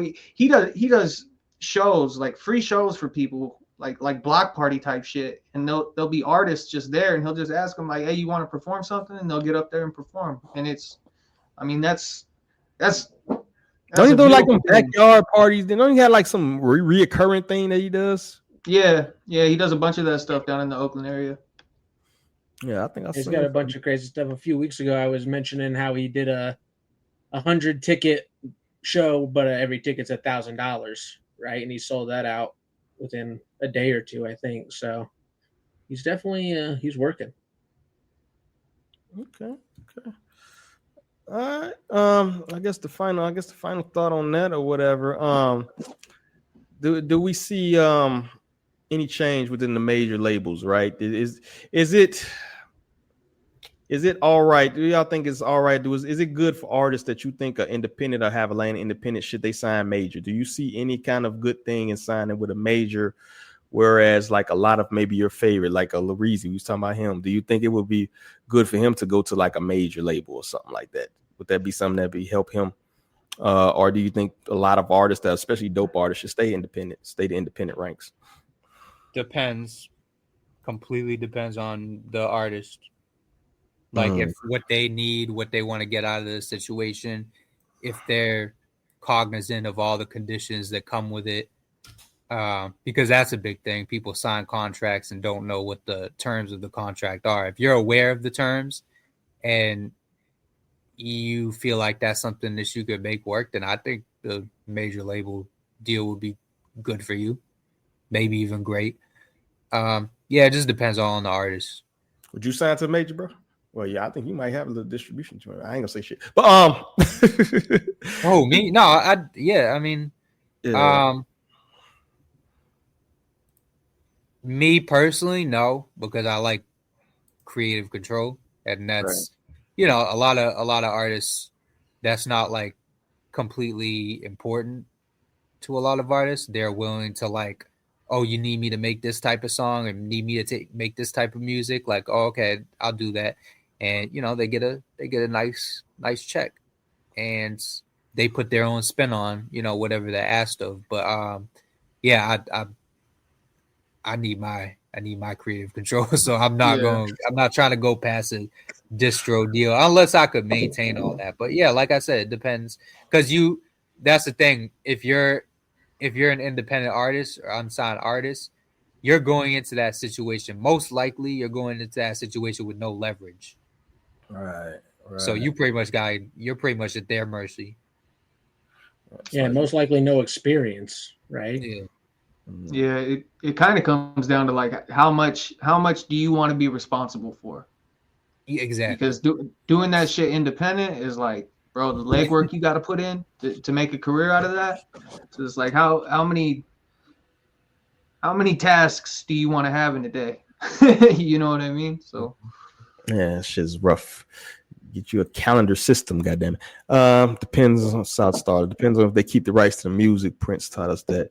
Yeah, and if you don't have a leverage, you're likely not getting like those masters, keep your masters type of deal. So yeah, I think that greatly depends. But that's why they sign people who don't have lots of leverage, right? That makes perfect sense. That's why you're getting AI artists. Just because that reason right there. Back to the original point, I mean, also with Jim, it's like he kind of did try to be independent, if I'm not mistaken. He kind of tried to do his own stuff, and I don't think he really got the motion that he was hoping for with it, right? So for a person like that, it's like kind of also, can you blame him if they end up going back into the machine? Like, he's getting shit from his buddies, and that's understandable and always going to happen with friends and with Cam and Dame and all them. But it's like, yeah, what else is Jim going to do? I mean, guy's got to still pay his bills or what, and I'm sure he's got some. Everybody's got some. I wasn't making fun of Jim on that. Yeah, but that's a good point though. Everybody ain't meant to be a boss, man. Like I say this all the time. There's nothing wrong with being a good follower, dog.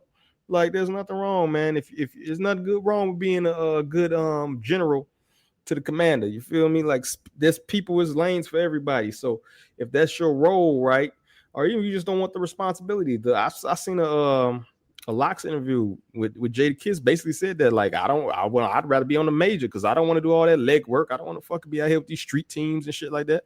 I want to make music and go do what I want to do. Right? Yeah. So that's perfectly fine. You feel me? Yeah, running backs don't kick field goals. Exactly, bro.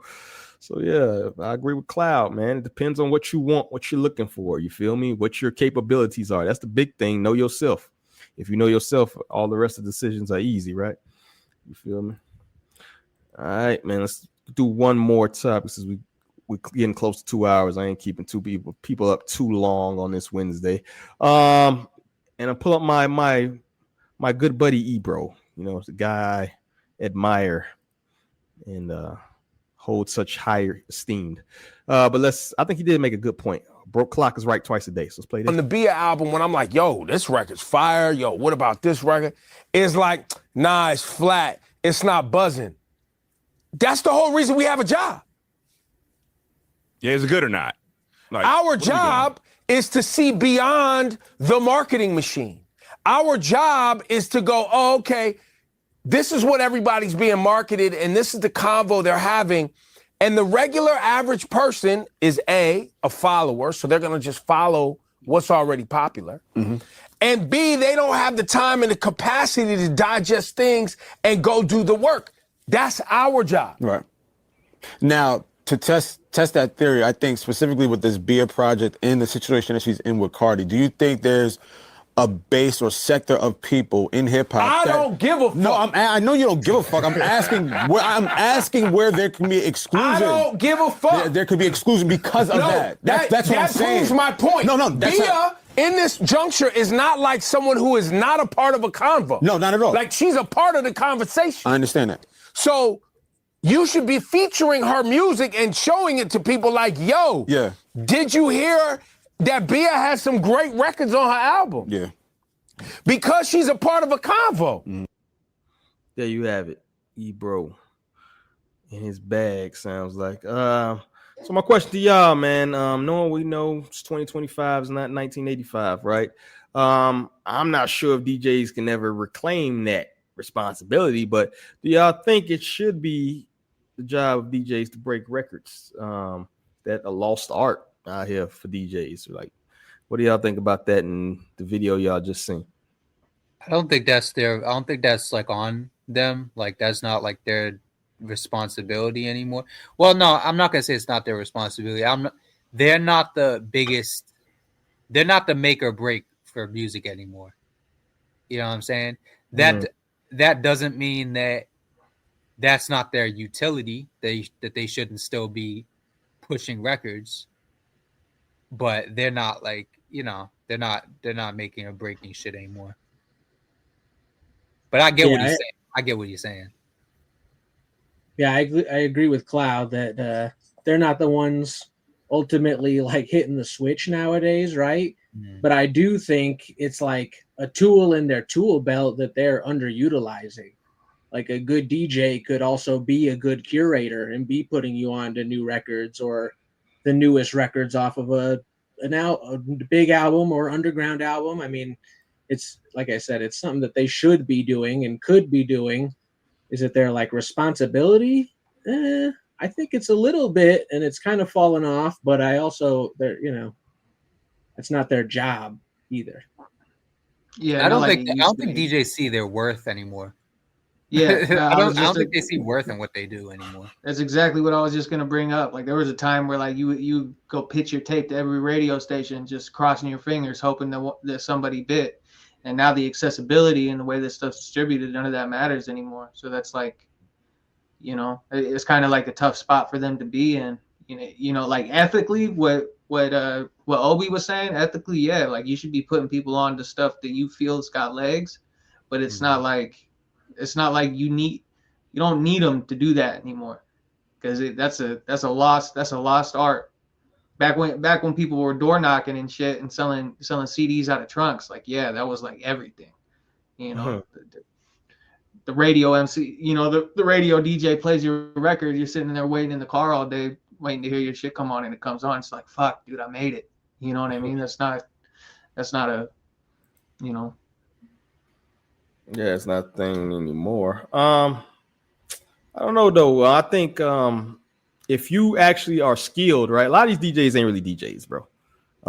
Let's put that out there first and foremost. A lot of these people are fucking aux cord motherfuckers, right? Past aux, and they play shit on their fucking playlist.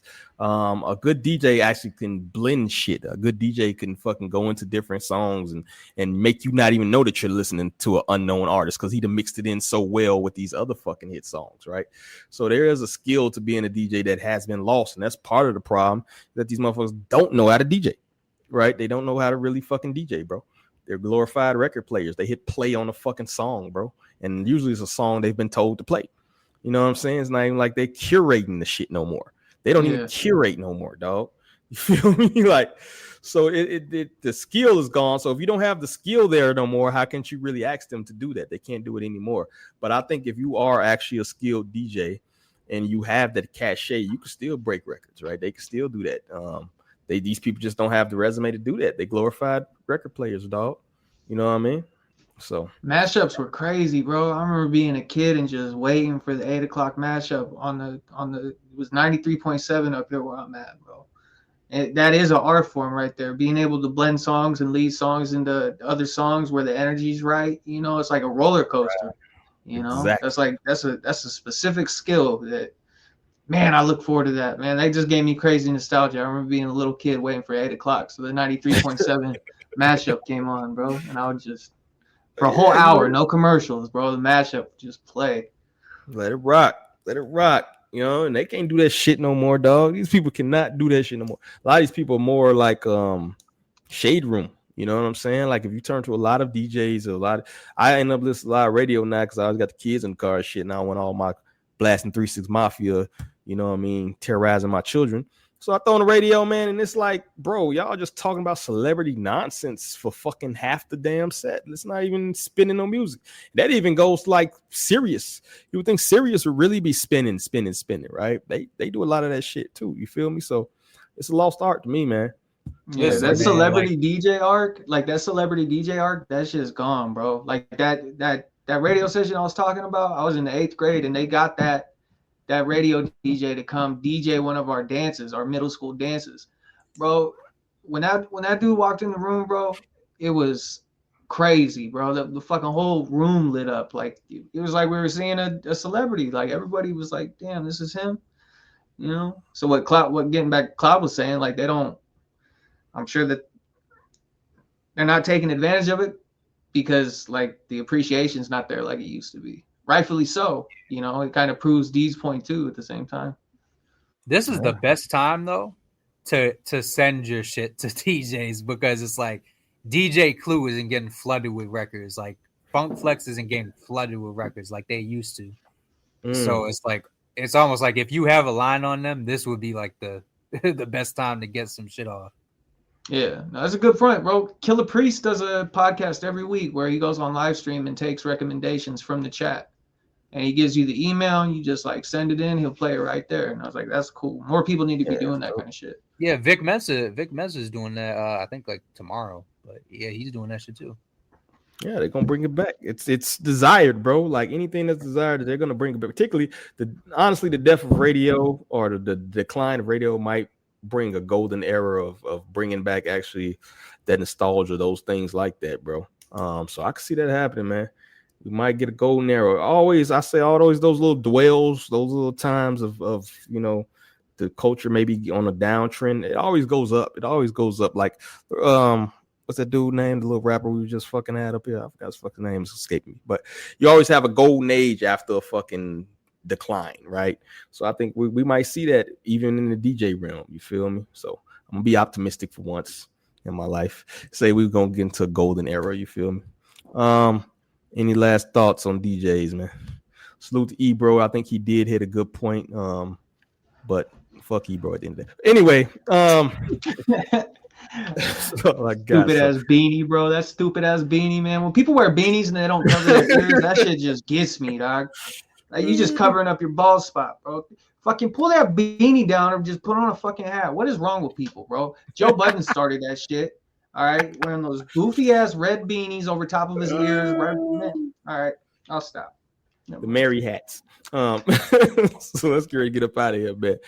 Under the algorithm, man. If you got any sleeper picks, we're not gonna play them this week because naughty.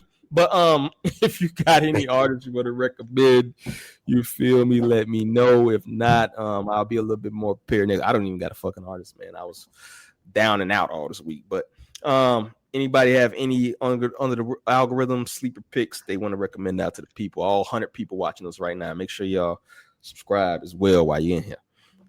I got one. Go ahead. Oh, sorry about that, man. Brittany Carter. She's got a song called All Day that came out this year, June, it says. She's out of Chicago. She's really dope. Her last project was in 2020, and then she's dropped like a couple singles, and it looked like maybe a little 3-track EP or whatever, but I think she's got something cooking up and coming soon, and she just really impressed me, and this is a good sleeper pick. All Day by Brittany Carter. That's how you spell that shit? Yeah, let's see. Brittney. Ney Carter. That's stupid. All right. That sounds like a good song. Who else got anything? The homie G Samuels just dropped. He dropped a couple weeks ago, but we've been on a little bit of a hiatus. It's G Samuels Sacred Space. Go follow the boy on Twitter, Naughty by Nature. He's the homie. He makes great R&B music. He's an amazing songwriter. I ain't never heard anything bad from him. He's super talented dude, super great songwriter. Everything he makes is high quality and awesome. So G Samuel's Sacred Space. Shout out G. Shout out G. Come on here again, man. Who else? Cloud. You got any sleeper picks, dog? Yeah, YL. I love this game. He just dropped a dope project, 4-point play. Yeah, fuck with YL. New York shit. Shout out to New York. Big ass rats. Make sure, man, and we're gonna try what we should do. I'm suggesting on air. Matter of fact, we're gonna do a quick meeting. We'll probably throw the sleeper picks in the armory. That way, if you want to check them out, you can actually go to our playlist, and it kind of does a double thing of getting the promotion of the playlist. So make sure y'all add the armory. We're going to be throwing our sleeper picks on there as well. Executive decision was just made, you feel me? So that'll be one thing where you can check that out. And that's the kind of way we do that this week. That's that way, if you want to hear it without us playing it and get a strike, you can just go to the motherfucking playlist and it'll be there. But outside you can avoid a strike if you play 29 seconds. Yeah. That's a myth, dog. Bro. It's a myth. It's a legend. It's like fucking Zelda. They will still strike you. Now, you can do a short.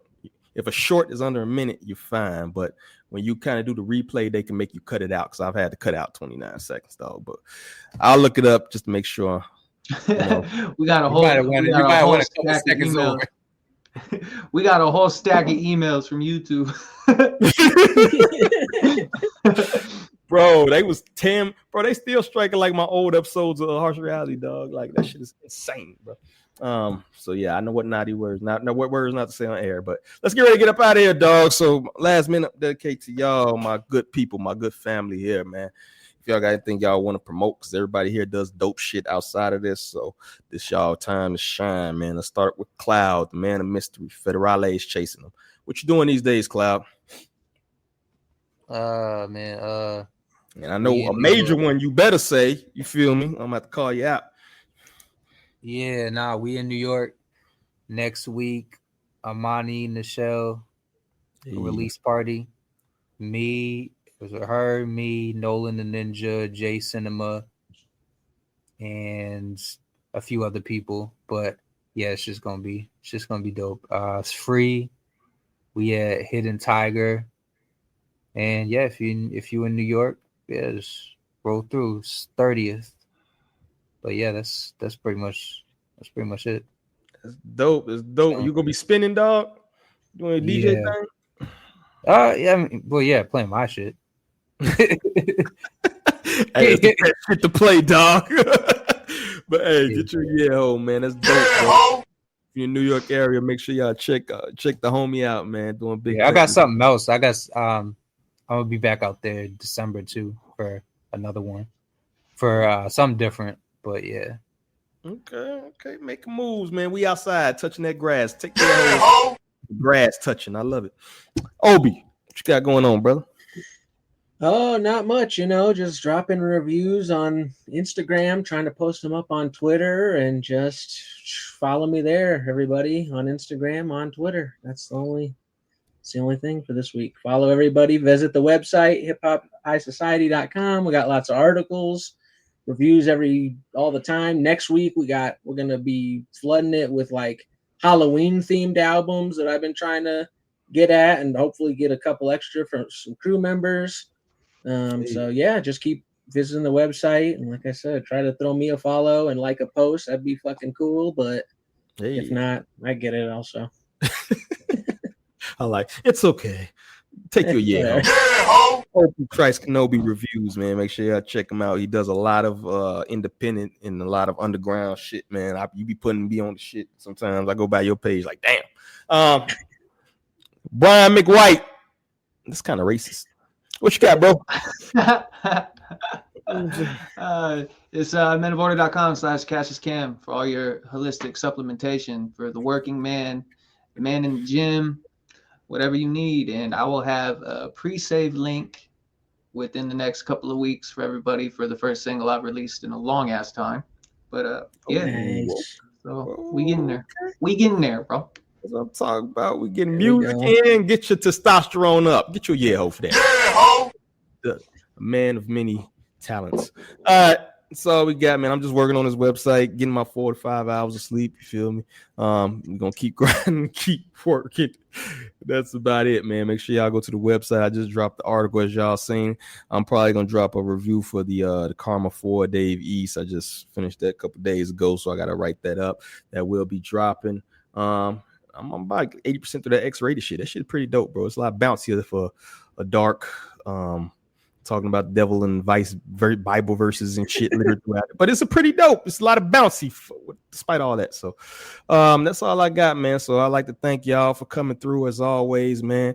Ready to work, ready to pod, always making it a positive experience. I think we had a lot of good hip-hop related conversation and a lot of shit. Hit healthy. Yeah, this is a banger. Yeah, good ass episode. So I'm gonna get a lot of clips out of this motherfucker. Hopefully no strikes this time because I don't want to cut no shit out, and YouTube is probably tired of my shit. But outside of that, that's all I got, man. So thank y'all, thank the crew, thank all 98. Get that up to 100. Stop fucking playing. Get that up to 100 people watching, and make sure y'all subscribe while y'all here, man. Check the website out. Outside of that, that's all I got, man. So on behalf of everybody, peace. Get the fuck out of here.